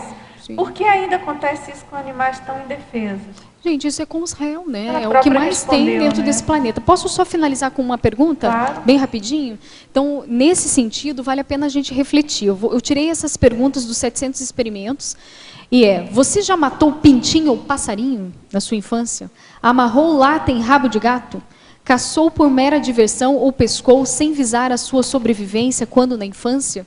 Se sim, quais os traços que ainda possuem ou nuances desse traço que você pode melhorar na sua zooconvivialidade sadia? Porque nesses quesitos que foram falados aqui, está bem vinculados ao porão consciencial, mais assim, mais específicos de uma consrel. O que a gente pode melhorar a partir de agora para atuarmos mais como despertos, evoluciólogos, serenões, mas em nuances desse aspecto, não que sejamos, né? Mas o que a gente já pode colocar em prática para a gente reverter esse processo e caminharmos para a zooconvivialidade sadia. Muito bem, muito obrigada, professora Lilian. Aguardamos os próximos verbetes. E eu agradeço a vocês, tertulianos, teletertulianos, e até a próxima tertúlia. Muito obrigada e vamos aos nossos comerciais. Obrigado. As pontuações da tertúlia de hoje são 23 assinaturas no livro de presença, 13 perguntas presenciais e 23 perguntas respondidas online. Hoje nós temos 4 recados. O Jarbas, com a terceira semana de Paradireitologia, a Maria, com o programa de evolução parapsíquica em extraterrestriologia, a Hermânia, com o 3º Congresso Internacional dos Intermissivistas, e o Fernando, com a dinâmica da ressexologia. Boa tarde a todos. Venho anunciar exatamente daqui a um mês, iniciando-se no dia 7 e indo até o dia 16 de agosto, a terceira semana da Paradireitologia, com a temática ortoconvivialidade. Uma das oficinas que haverá, a oficina paradireitológica da zooconvivialidade, guarda relação com o verbete hoje apresentado. Será em parceria com a pré-IC Bioconvívio e as professoras Miriam Kuntz e Márcia Anunciato. E o que abrirá a semana é o curso acoplamentário temático para direito e interassistencialidade, de 7 a 9 de agosto. Inscrições na Secretaria do CAEC, telefone prefixo 45 3525 2652. Obrigado.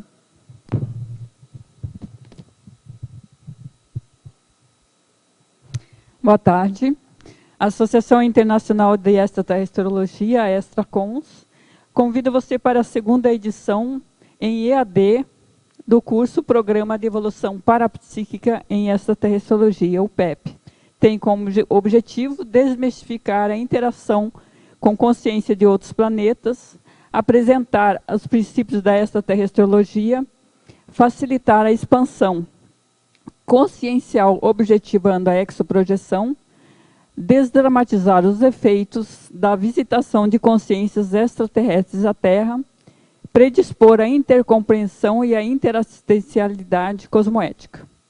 O curso será nos dias 18, 19, 25 e 26 de julho, aos sábados e domingos. As inscrições no CAEC pelo telefone 45-3525-2652 ou, para maiores informações, o e-mail eventos@extracons.org. Obrigada. Olá, boa tarde a todos. Eu estou aqui para convidar você para o 3º Congresso Internacional dos Intermissivistas, que vai acontecer aqui em Foz do Iguaçu, daqui a 4 dias, sexta, sábado e domingo, dia 10, 11 e 12 de julho. É uma grande oportunidade de você vivenciar o Holopensene do curso intermissivo. Esse evento vai contar com várias oficinas, então vai incluir a OIC, a Côncios, a Consecutivos, várias ICs juntas, promovendo essa recuperação de cons nos intermissivistas. Não deixe de participar. Estamos aguardando você. Você pode pegar mais informações no telefone do CAEC, 45 3525 2652, ou pelo e-mail caec@caec.org. Nós te aguardamos. Boa tarde. Eu estou aqui para convidar a todos para participar da dinâmica interassistencial aplicada à ressexologia. Essa é uma atividade semanal que acontece todas as terças-feiras, aqui no CAEC, das 12h30 às 17 horas, vai ser daqui a pouco. E essa dinâmica ela visa ajudar nas reciclagens intraconscienciais e existenciais dos participantes através do desenvolvimento do parapsiquismo. Mais informações e inscrições podem ser feitas na recepção do CAEC. Muito obrigado.